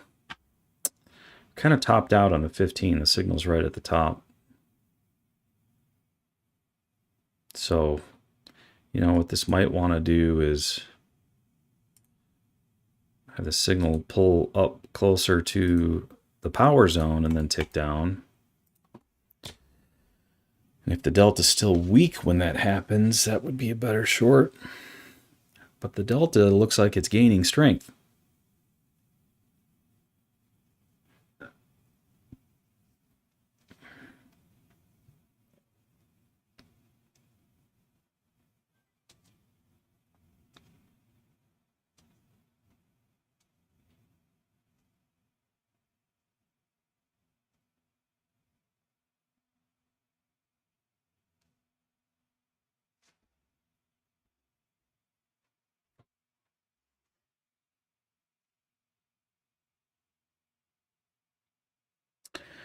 Yeah, that delta's back above the confirmation line. Like, in order for that setup to be a good setup, you want it to stay under the confirmation line.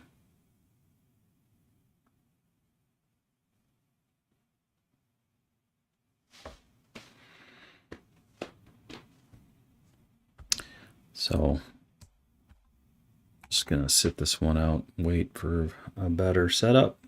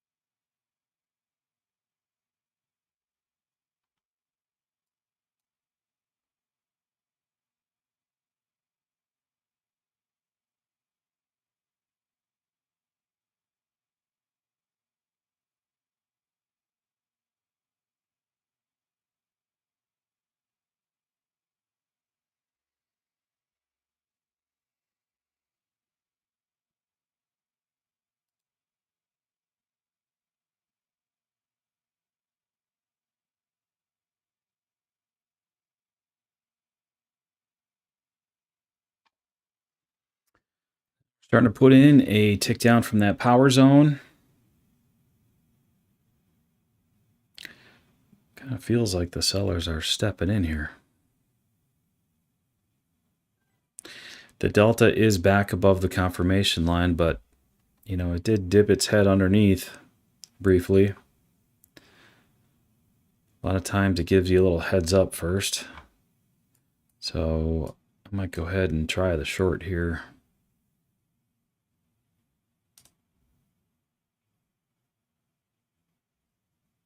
I'm going to use the 8 though.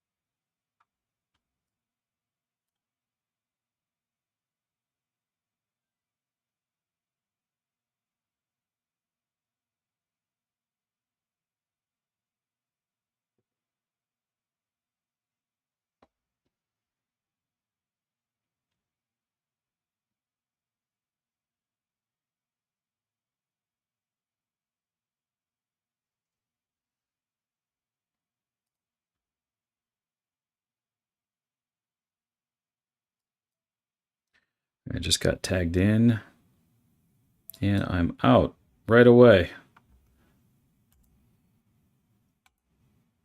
On Quantower, we closed above the 8. Doesn't really look like it on TradingView. So, I mean, it got me out of break even. So I won't even throw that one on the screen, but I'll tick up my break evens to 4.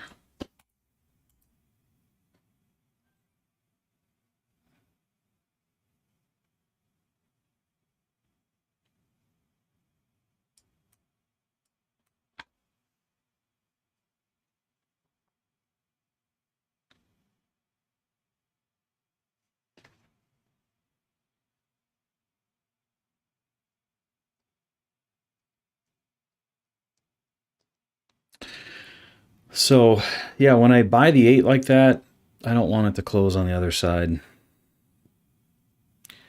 I prefer it to be a wick.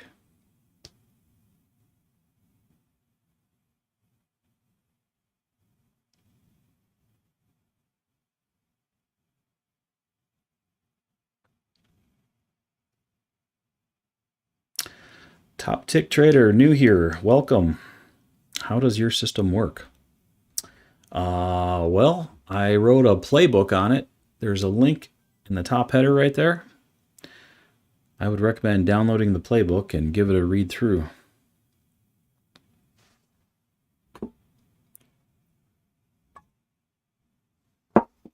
There's all kinds of entry setups and exit setups using the Cumulative Delta. So yeah, give that a read through.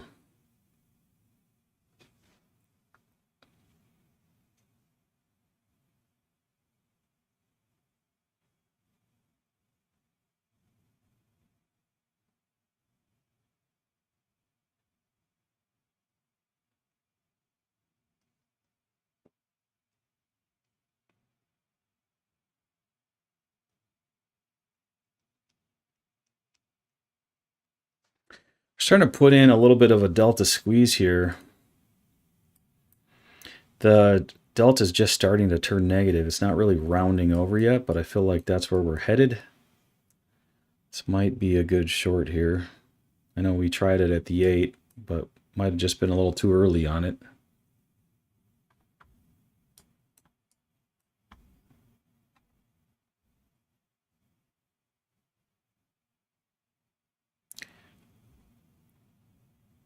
So I'm going to go ahead and give this one a try. All right, I am short.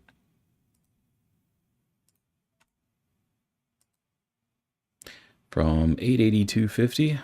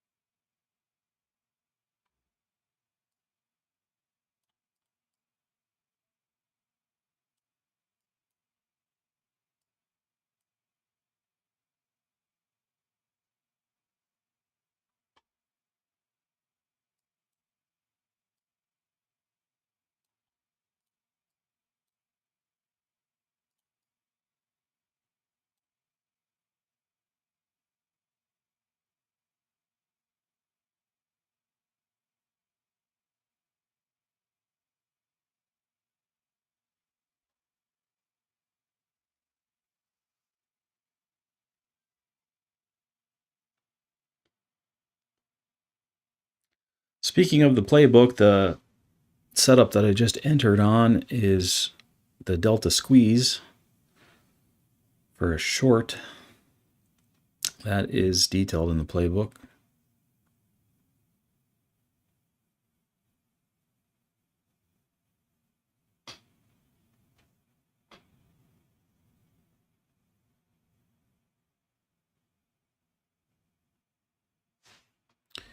And I am targeting this red line down here.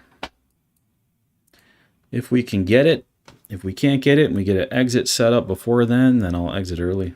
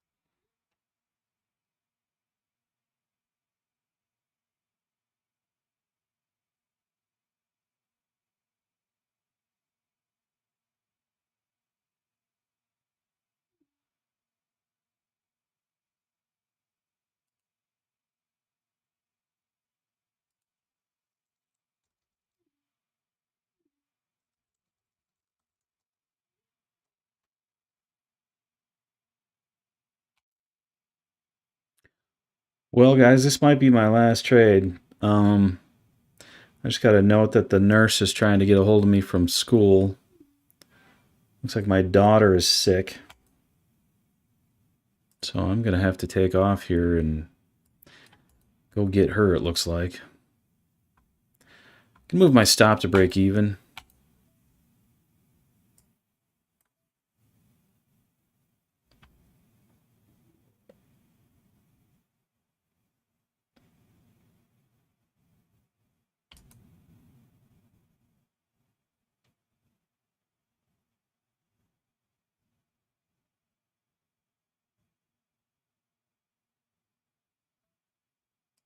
All right, and I was just taken out of break even, so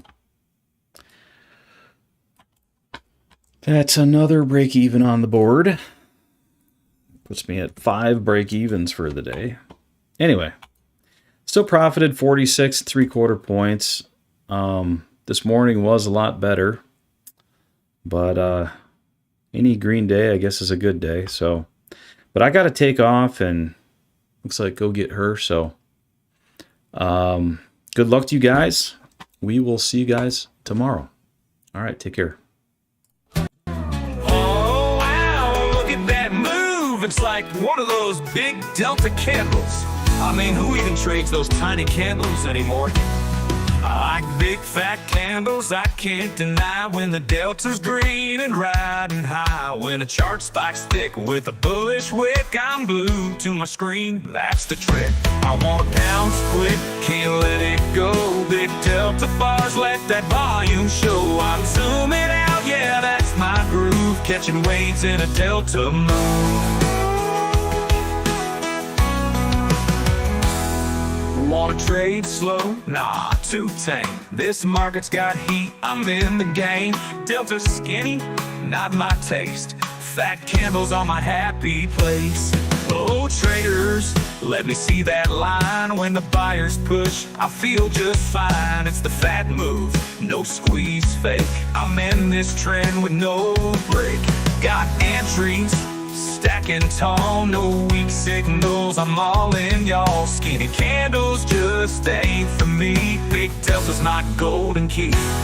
Sitting tight while volume pops. Green wave up won't make me stop. Short candles, nope, they're a bore.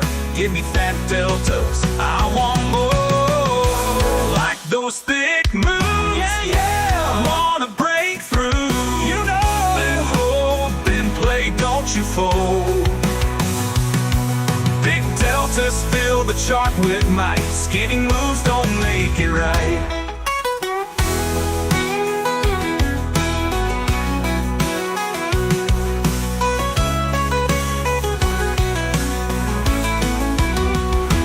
big fat candles. Can't deny when the volume surges up so high. Skinny trades can take a seat. Big fat deltas are what I beat.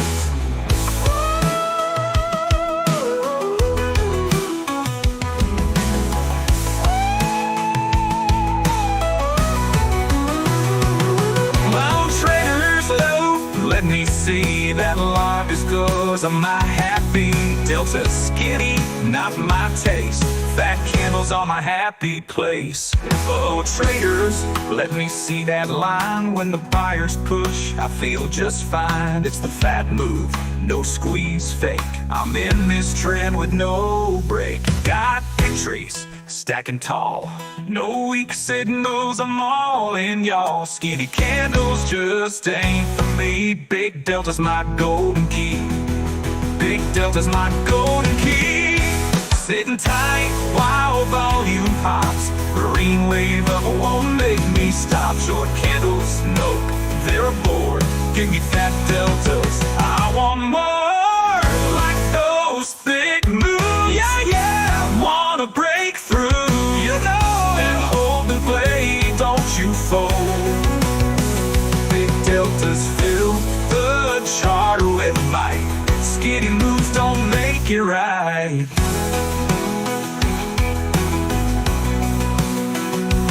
Like those thick moves, yeah. Wanna break through, you know. Then hold, then play, don't you fold. Big deltas fill the chart with might. Skinny moves don't make it right.